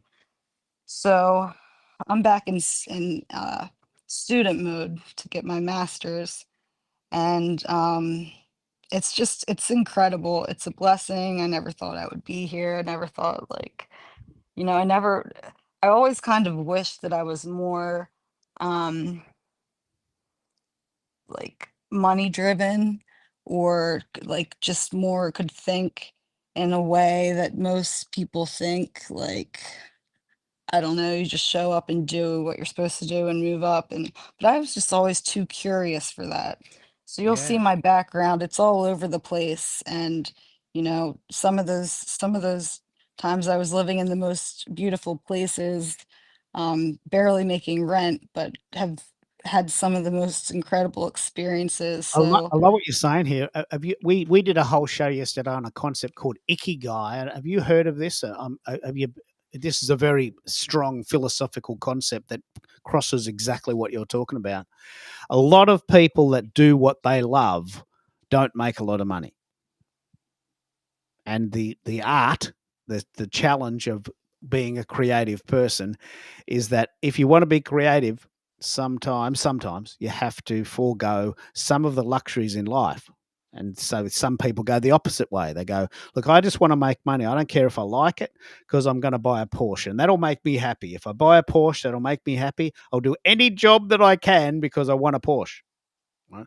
And then they realize, geez, I've got a Porsche, but I feel so empty inside. Right. So you're toggling between, this is what I want to do, but there's no money in it. This is what I want, but I hate doing it. And we talked all about, it was an unbelievable show, went 3 hours. Have you heard of this concept, or have you got something similar in your psychological studies that you want to talk about? MBTI maybe, or DISC, or super, anything you want to chat to us about the psychology of humanity and the happiness? I I'm I'm I want to hear more about this 3-hour live stream that went on about this. No, I don't. I don't know. I'm learning all of these things. Yeah. It's kind of bizarre. Or I'll give you a starter, and I'll say we've had 400 replays on this show. I'm so proud. There's a very, very cool and quite well-known concept called ikigai. And the basic idea is that if you want to be happy, internally happy, psychologically, then the Japanese believe there's 4 ways to do it. One is you have to do what you love. There's no point doing a job you hate because you're going to buy shit. That's not the way. I totally agree with this. It's buying stuff is not the path to happiness, although that's a very controversial topic. Buying stuff is not the path. You've got to do what you love. You were born for something. What is that something, right? That's the fundamental principle. The second idea is, what do people want you to do? What does the world need? What are people crying out for? Right. And if you can get that, then your chances are of getting paid for it are quite high. So what do you love to do? What does the world need you to do? What will they pay you for? And what, by definition, will you get good at? And if you get all of those 4 going, you're making rent, you might be able to afford a Porsche, but that's not important because you love what you're doing and people are benefiting from what you're doing. So there's many principles on this, but this is a very, very, very good one. It's a Venn diagram. And we talked about this and I was a career counselor, so I actually know a lot about this. So people would come to me at university and say, Keith, look, I don't care what I do. I just have to make $100,000 in my first year straight out of school. What's the best course to do to make $100,000 straight out of uni? Well, I don't know if I want to answer that question. What do you want to do? I don't care what I do. I don't need to know what I want to do. I want to make money. I want to make money. Money is the path. Well, you know what? I might pass you on to someone else. I can't answer that question. It's not the right question. I'll give you an answer logically, factually, but I'm not going to participate in this line of questioning because I don't believe it. And other people would say, mate, I love what I'm doing. I just love what I'm doing, but I can't make any money. How do I find that middle ground between paying rent and writing songs? Or I want to be a poet, or I love cooking, but there's no cafes in my town, you know? So it's a very delicate balance, but it's exactly picks up on what you talk about because we want to be happy, right? Some people think Yes. And things. money's nice. Don't, that's I've had a lot, I've had a little. Money is nice, but I do believe that the money will come and the happiness is so important. Yeah, it's very, very important. So the show itself, the first hour, this is the way our shows go. The first hour was very much fundamentally about this. So I'm sent you the link. It's a very, very good show. And there's books about it, and you've been introduced to the idea. You know, there's books about this. Then the rest of it was people coming in saying, "Well, look, this is what I think. Have you thought of this?" And we sort of there's variations on this theme. Do you want to pick up on what this was, Americo? It's a very good example of what our shows have become. What angle would you like me to pick up from? Because your shows have a tendency of morphing into something I've never experienced. Typically, a show has its subject matter, people talk, guests talk, and it stays in its lane. And for whatever reason, and it's a good reason, don't get me wrong, your subject matter is at the forefront. You cover your subject matter, and you allow, which I'm starting to embrace, you allow for people to veer off. And that veering off is typically where we have the most robust, most rich, enriching, enlightening conversations, because we end up at the end of every episode in amazement. It's like, wow, never knew it was going to go that direction. But never once have we ever said, like, wow, that really fell off the rails quick. Yeah. Right? So my shows, Rachel, I'm my ikigai. My ikigai is that I love tech and I love communities, and so I'm challenging myself to go and do these shows without a script. I mean, it's difficult. I'm not advocating people do this, but I'm challenging myself to do it because I want the thrill of challenging myself to do this because it's hard. It's hard to do. Yes, I get that. I understand that. So my shows start with a theme. So there is a little bit of something to bounce off. And so the first half an hour or so is on topic. And then I call for guests. And that's the first half hour, which is very, very robust. And then we call for topics. And then people say, well, look, I haven't actually got much to talk about there, but can I mention this? Right. And my skill, my job, my talent, hopefully, is to be able to say, well, okay, I can see the joining dots, and my job is to join the dots. We're talking about Ikigai, and then suddenly now we're talking about Substack. Well, on first glance, that doesn't look like there's any synergy there. But the shows go in such a miraculous direction that we seem to be able to fit it all together. Right. And people feel willing to talk and open to the idea that we don't know everything. And so if you were to listen to the second or third hour, you'd be wondering how we got there. But it's a very specific type of show that we do. And I've done the interview someone for an hour and pitch at the end. I've done those shows like 100,000 times. And I've done it. I can do it. Tick. But this idea of running shows without a script, I haven't done that many of them. And it's exciting. Mhm. Like, this is part of my ikigai. I want to get up in the morning and get out of bed and say, hey, I've got something. I haven't done this before.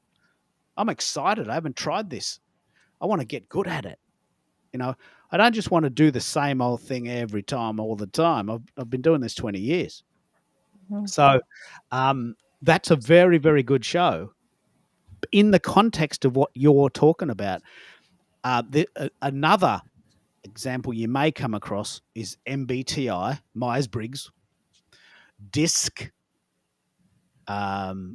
and various others. Have you studied any of these psychological models yet, or do you have an understanding of the human sort of the way we think yet? Or is it very early days? Is that the exciting part? You're right in the beginning. Yes, but it's the early days, and I don't have the confidence. If I did, man, we'd be going back and forth. But I understand.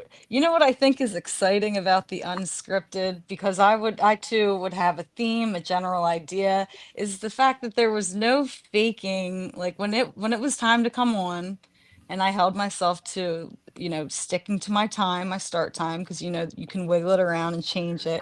Like you have to be prepared by that time, and that means like meditating on it throughout the week. That means like being good to yourself and like being awake and like do you know what I mean? It's exciting, and sometimes you have a big following, sometimes you don't, um and I like how I like how you mentioned the veering off, that you allow the veering off, because I do appreciate that you allow everything to be heard. And Yeah, yeah. it's a skill. It's my path, if you like.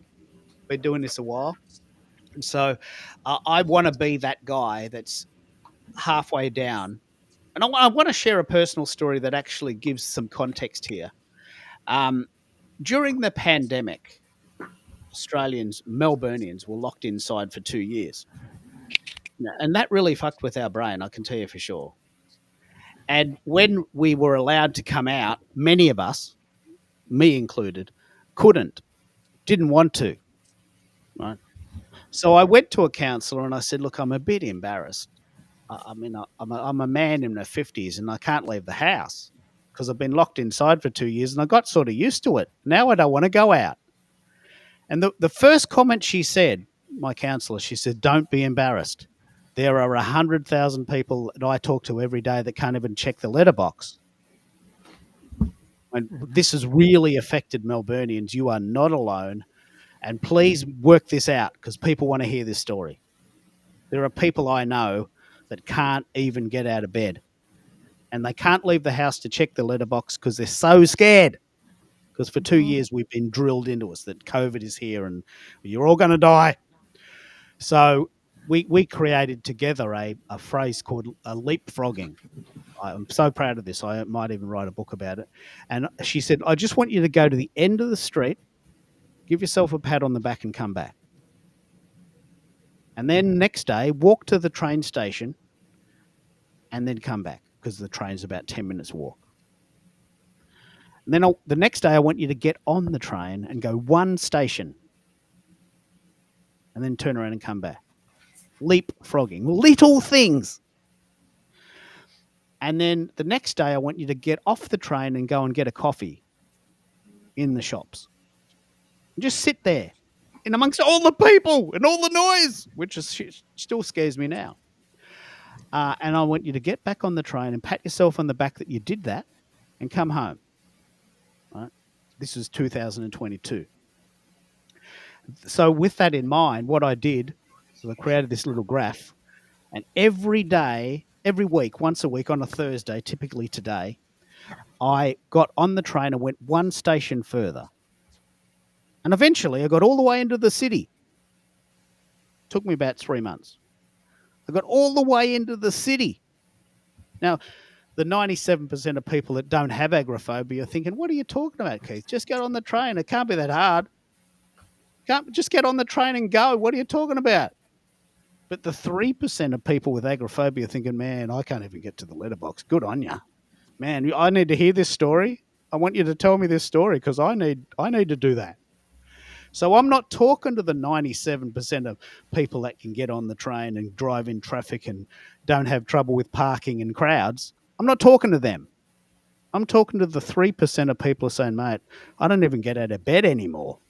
I'm so depressed, I don't even get out of bed. Well, that's all right. I'll help you. So the world is a big place, 8 billion people. Not everyone needs what you have, but there are some people that are behind you. That's not the, I don't want to say it that way. Some people have not yet had your, courage. I'm not talking to them. So does that resonate, Rachel? I didn't want to go too personal, but I wanted to say that I'm about halfway down. I still have agoraphobia. I'm not fully fit. I'm not fully fixed yet, but I can get out of the house and I can get on the train and I can go to the city and shout myself lunch, which is more than a few people that I personally know. And I sort of want to be that advocate for them. Does that resonate? Yes, absolutely. And during the 3-month journey, what did you do on the days where you just thought that you couldn't? No, that's a very good question. I gave myself permission to say sometimes I couldn't. Sometimes I couldn't, and that's okay. I didn't beat myself up. So I found for me, and I'm going to share a graph with you. I'm very proud of this story, Rachel. Because this was hard for me. Heck yeah. What happened was my wife. We're headbangers.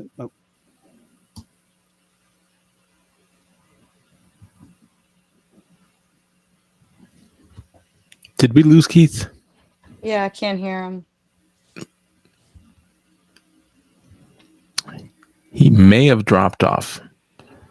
All right, so while he reestablishes his internet connection, let's bring up a question here because I don't know who it's being posed to. But if we can get some more insight from Samira, who's asking, I need your advice. And we'd love to answer your questions during the live if we're able to. Let's let Keith back in. So Samira, while Keith continues this conversation with Rachel, I'm going to ask you to drop your comment. We lost him again. Drop your comments and would be happy to answer and provide whatever support or advice we can for you. All right. You're back, my friend. Did I drop out? You did drop up. Was I up to Guns N' Roses? You were up to headbanging. Yeah. Headbanging. So my wife said to me about a week after we got out of lockdown, March 2022, look, Guns N' Roses are coming to Melbourne. Do you want to go? And 100,000 people at the MCG. And I thought, well, can't we just do a bit of a middle ground? Can't we go to the pub? Can we just go and see a band like in the next suburb? Any band, just on a Saturday night. Can you warm me up?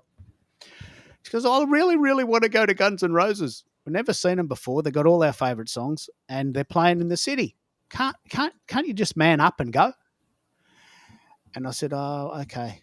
So what I did every week for a year, well, about 6 months, is I went one station further, got off the train, bought a coffee, took a photo, pat myself on the back, get back on the train, go home. I did that every week for a year, from March till December. And then I went, I'm very, very proud of this. I went to the MCG one day about a month before, and I went inside and I stared it down. I said, mate, you're not beating me. I'm coming. I'm doing this. I'm coming to see you in a month and you're not getting me. I'm doing this. And I want to tell that story for all the people that can't do it, because the fear of leaving the house is real, especially after the pandemic, and agoraphobia is a thing. So when I went there, it was bloody easy because I'd been doing it every week for a year. And then I'm thinking, what happened here? But I had to have the courage to start. And that story about agoraphobia is no different than the story of starting a podcast or starting a speaking career or going for a job interview, or learning to drive, or getting on a plane and going overseas. These are all fears, right? And you need to break it down. And I think that's probably one of my proudest moments, that I stared it down, and it was bloody hard. Like, I'm not going to lie, I was very scared, but I stared it down and I did it. And now we go out 3 or 4 times a year to bands. And I'm just wondering if you've come across that story or similar stories in your work in mental health. It's a very important paradigm that we need to get inside, isn't it? It is absolutely. And amen to your story. That I just could see you each day, like, the sweat, the nerves, the anxiety before, like staring at the doorknob, like oh my gosh, like the mind can be a scary place when you're trying to face those demons. And that was kind of where my life shifted. Was I faced a battle um, of addiction 6 years ago.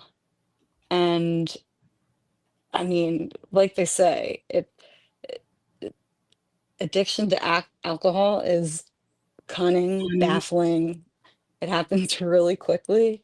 Do I think like today I still have a problem? I don't know, but all I do know is that my system was dependent on it. That I was that small percentage that had the DTs. That alcoholism and addiction were foreign in my family. But I knew, like, for the first time in my life, like, this is not something I can do. Like, I'm gonna die. And so, all this to say, like, it was the best gift I could have ever given myself. Like, I didn't know if it would work. I didn't know if I'd have to be in AA basements for the rest of my life. But I went into it thinking that I needed all of it, that I was the worst case. And for that reason, I think that's that's what that's why my story has been a success, is because I mean, who am I? I had to squash my ego. I had to show up every day, like, facing myself when, uh, I mean, I wore it on my face. I couldn't hide it. The physical effects, like, it was terrible. But I proved to myself, like, beating that I can face anything. And so I share the story only when I have it on my heart. It's not something that is like, associated with who I am. I mean, it's associated with who I am, but it's not something that has been like, I don't know what I'm saying. I share it in moments where I think it needs to be heard. And um I think I would have missed out on reaching my potential if I would have, um, still dabbled and this and that. And yeah, I needed something that serious to wake me up. So, uh, um, yeah, I don't take any day for granted. I don't take any progress. I, I really respect your story and you sharing that. And what a beautiful story. So I commend you on your journey. I'm very proud of it. But the reason I want to share it is that we hear these people, we see these people, and these glamorous people in a Ferrari in Italy, driving around, having fun, thinking, look, I did it. And if you buy my ebook or come to my course or pay me $1 million, I'll teach you how to do it too.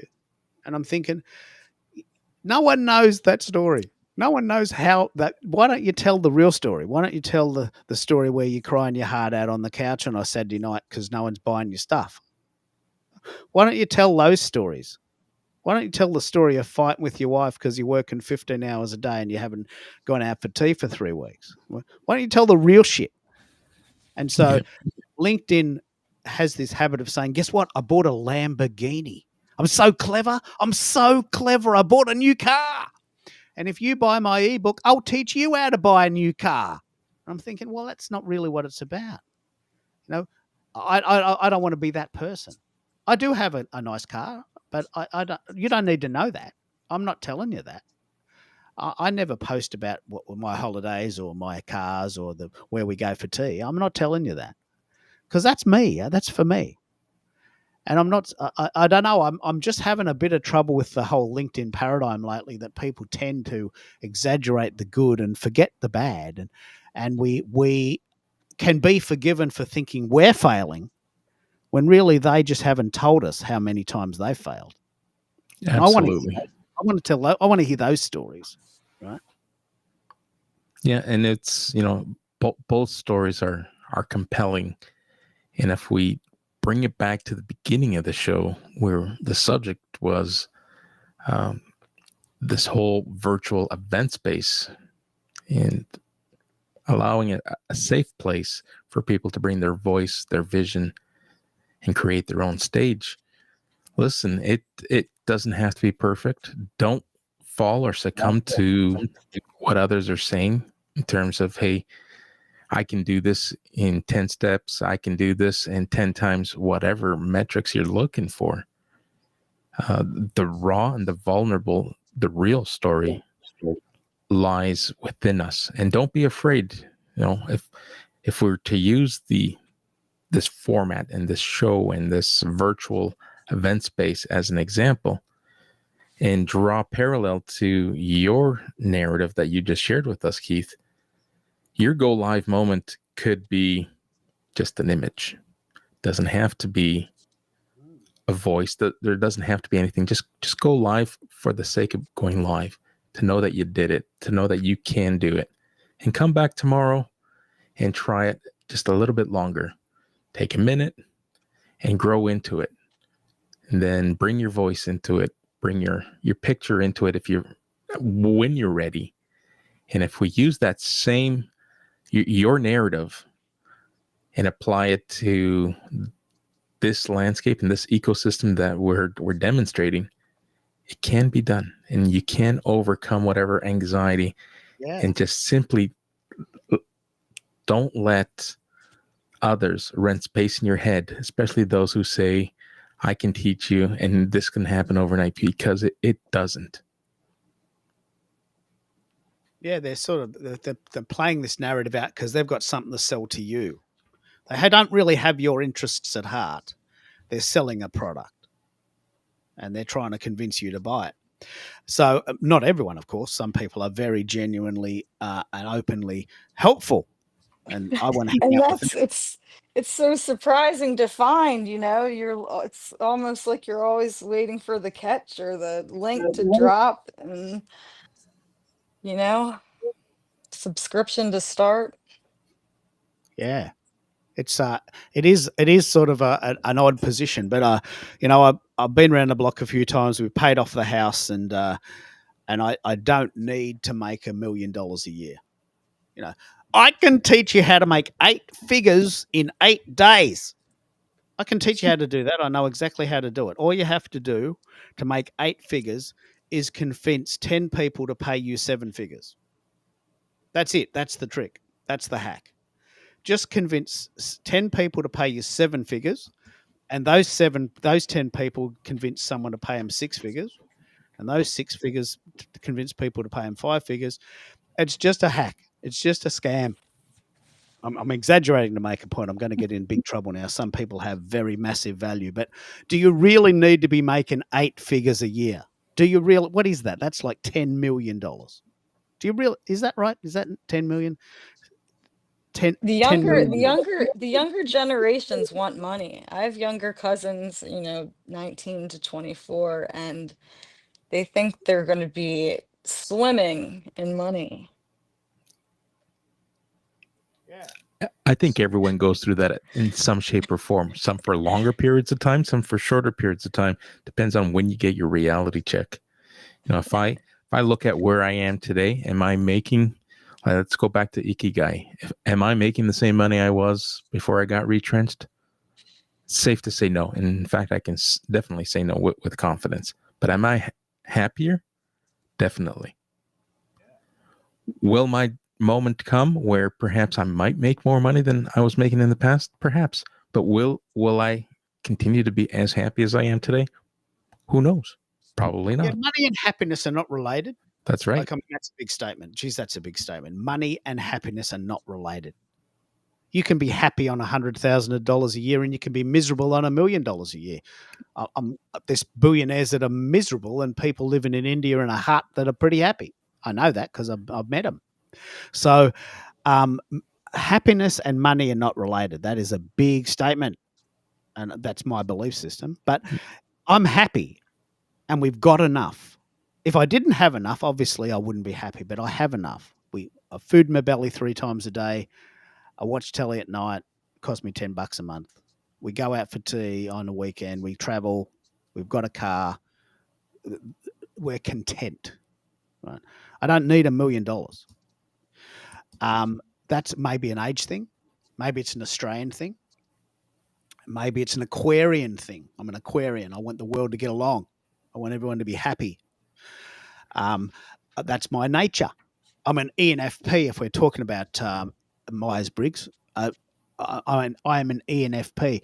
Have you done Myers-Briggs yet, Rachel? Have you got to that one? Yes. What have you done your Myers-Briggs? Yes. Are you going to quiz me? No, you don't have to remember. Okay. I'm an ENFP, and I'll tell you what. ANFP? Have you done that? Have you done this, America? I have. I couldn't tell you what I am right now, but I did it many years ago. Yeah, so I'm an ENFP, and DISC, which is very similar. I'm an SI. I'll tell you about that in a minute. So I'm an extroverted, intuitive feeling perceiver. So I get my energy from other people, which is why I can talk by myself for 10 minutes, but I can talk for 6 hours if other people are involved. 6 hours and 600 people. That's my highest score. So I can talk for 6 hours if there's other people in the room, but I can't talk for 10 minutes if there's no one to talk to. I'm an extrovert. I'm intuitive. I feel things. I don't research things. I feel them. I'm very emotional. I am an intuitive thinking perceiver. I do like to do the research. I do like to find out the facts. And I'm a perceiver rather than a judger. I just sort of go with the flow. Right? A judge might say, well, if you can give me some stats that proves to me that it's worth leaving the house and going to the city and I'm going to get an ROI out of that, I'll do it. But you've got to prove it to me and you've got to give me facts. And I need to know the stats. And I need to know how much money I'm making for how much time I'm spending. Have you got that on a spreadsheet, please? Right, that's a J, a judger. A perceiver says, oh, look, it feels right. I'm just going to wing it today. I really don't know where this is going, but I might just have a go. I'm a perceiver. I'm a bit of a have a go type of guy. Let's try it. Let's see what happens. Right? So now that I know that, I like hanging out with other ENFPs, and that's my personality. It's not wrong or right. It's just who I am. That's Myers-Briggs. Yeah, and this you'll learn this in uni, and I guess you've probably already started to learn it. Very, very, very useful if you want to get a job you like. You know, an introvert probably couldn't be a public speaker or the Prime Minister of Australia. I'm guessing. You know, you probably couldn't get up and do these big speeches in front of 100,000 people if you're an introvert. You might be able to wing it, but it'd be bloody hard. You might be better off being an accountant or, you know, someone who builds websites or, you know, someone who does code all day because that's your skill. It's a very important skill. Yeah. Do you have some understanding of what you might be, Americo? Can you remember? Couldn't tell you. I'd be guessing, but knowing that I'm an extrovert and what you've described sounds like my personality, but to say what was written down or what the outcome was, I couldn't tell you. Yeah, no worries. I mean, I'm very into this because I was a career counselor. So I learned all of these. Can you remember which one you were, Rachel?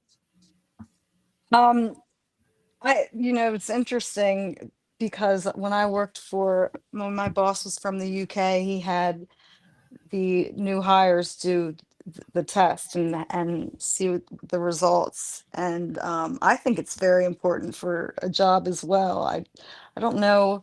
I wish in the US it was like they saw that more as matching personalities to jobs, but I remember I'm a perceiver, and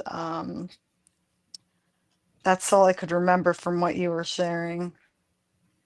Yeah, it's not extremely important, but another variation on this, which is really cool, is called DISC, DISC, and the D stands for dominant, and the I stands for influencer, and the S stands for social, and the C stands for conventional. Like, I am a social influencer. I want everyone to get along, but I also want them to do what they're told. I'm an SI. Some people are very dominant, what we call a high D. I don't care what you think, just do it. We all know people like this. I don't care what you think, I'm the boss, just do it. Right? I don't care what you're thinking. I don't care if you have to work late or your kids are sick. I don't care. Just do the job. High Ds. Often bosses and CEOs and high achievers, but sometimes not very nice people. I can't stand high Ds. I can't stand them. I want everyone to get along. What do you think? Do you reckon we can get this done today? Let's all pitch in. You want to have a go? I reckon we can do it. Let's try. Soft. Maybe you're not as efficient, but no one gets hurt. Right? Have you heard of this one, Americo? DISC? Yeah. I'm definitely an SI. That I remember. Yeah, you're an SI. That's why we get along so well. Absolutely. Have you done this one, Rachel? No, I don't remember the disc one. Yeah, it's very prominent in business. And it could be said, if you were a disc, you'd probably get the job if you wanted to go for a CEO. Maybe they want that. They want someone who just gets in there, hot and ready. Get the job done. Don't have to make friends. We're not here to make friends. We're here to work. We're here to work. Yeah, it's very, very interesting. This has been a fantastic conversation. We are on the cusp. Well, I've already broken a record here. We are shy of hour number 3. I've been a participant of hours number 3. I've never hosted hour number 3. So kudos to all of us. Let's all celebrate. Put our hands together. Thanks for being a part of this. I think that I'm at the point where perhaps we do a quick roundtable and wrap things up. I think it's been a great conversation. I really like this format, and I'd really like to hear what those on the panel and those in the on stage here with us have to say as we close things off. So why don't we start with, I know Lynn and Joe have been quietly sitting in the wings here. Lynn, why don't you kick us off? Well, I first of all, I love this, the new stage. I love the format. This is great. And right now, I will say for events, I really enjoy being a guest. It's a lot of fun and not as much work as putting in like what you guys are doing, but much appreciated. And so thanks for having me. I enjoyed it, learned a lot of and the great thing about going for a long time like this, getting into all of the different topics, I love that because it's really like having a conversation with a friend. And that's really where else are you going to find that that kind of format. I mean, I don't think I've seen anything like that. So this is just great, and I really enjoy it. A lot of fun. So Hey, here's an olive branch I'd like to extend, and I know I've mentioned this before, but I'd love to have you on as a guest. We can feature you in what you do, whether it's through the storytelling journey, whether it's through this episode, this platform. You name the date, I'll put together a show that will showcase you, your business, and your profession. oh wow, wow. Well, thank you. Gosh, that is so super super nice. I love it. Thank you. Absolutely. And thanks for joining us today. Thank you for having me. Joe, would you like to share your closing comments, thoughts, ideas? We'd love to hear from you. Sure, happy to do it.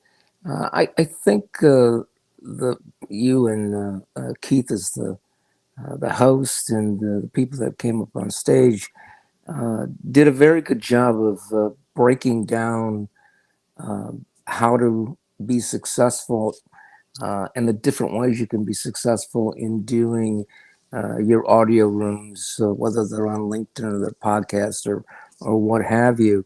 And there really aren't hard and fast rules about it, other than to be organized and be prepared.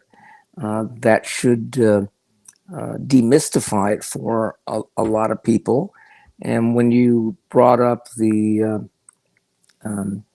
idea that of being aware when you do these kinds of events and becoming uninhibited, I would say this, that once you become aware enough to realize that most people are scared to death to get up in front of a group of people, whether it's in a physical world or if it's on a platform, you're doing it. They're not doing it. And once you recognize that, it becomes so much easier to do.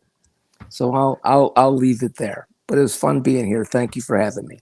Well, it was a pleasure having you join us. Thank you, Joe. Rachel?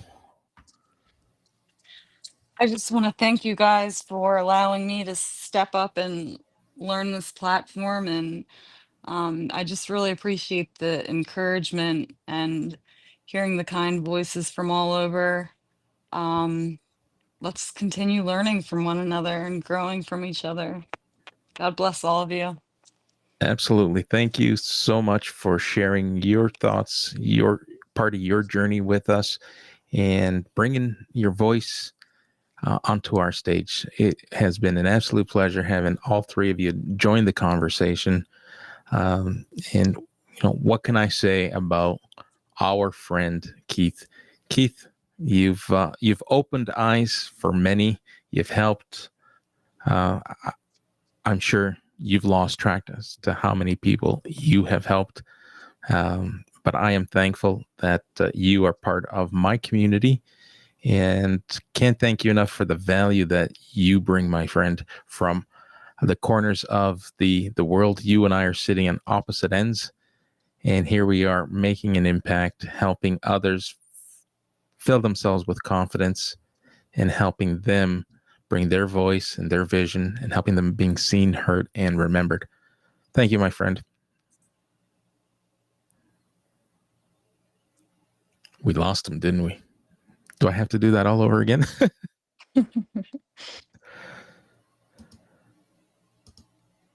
Hey, there he is in the thumbnail.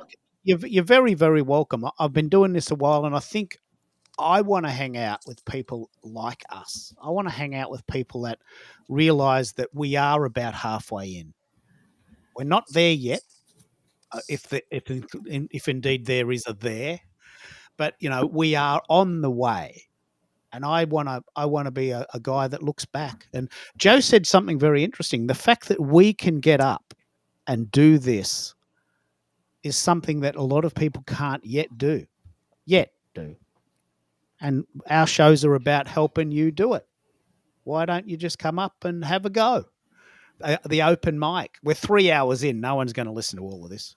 You're pretty safe. So it's bloody brilliant, isn't it? It is.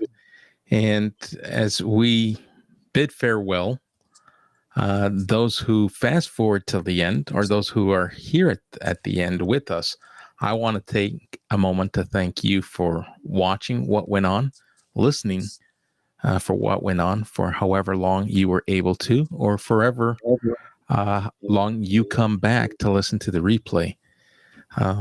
I can't thank you enough, because we do this as part of our community building, and it's our audience and our community that feeds the energy to keep us going. So thank you.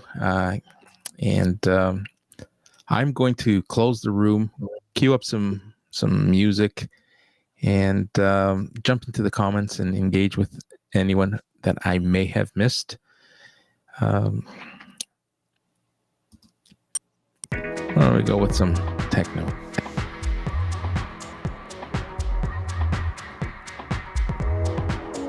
Afternoon or evening, it has been an absolute pleasure. Bye for now.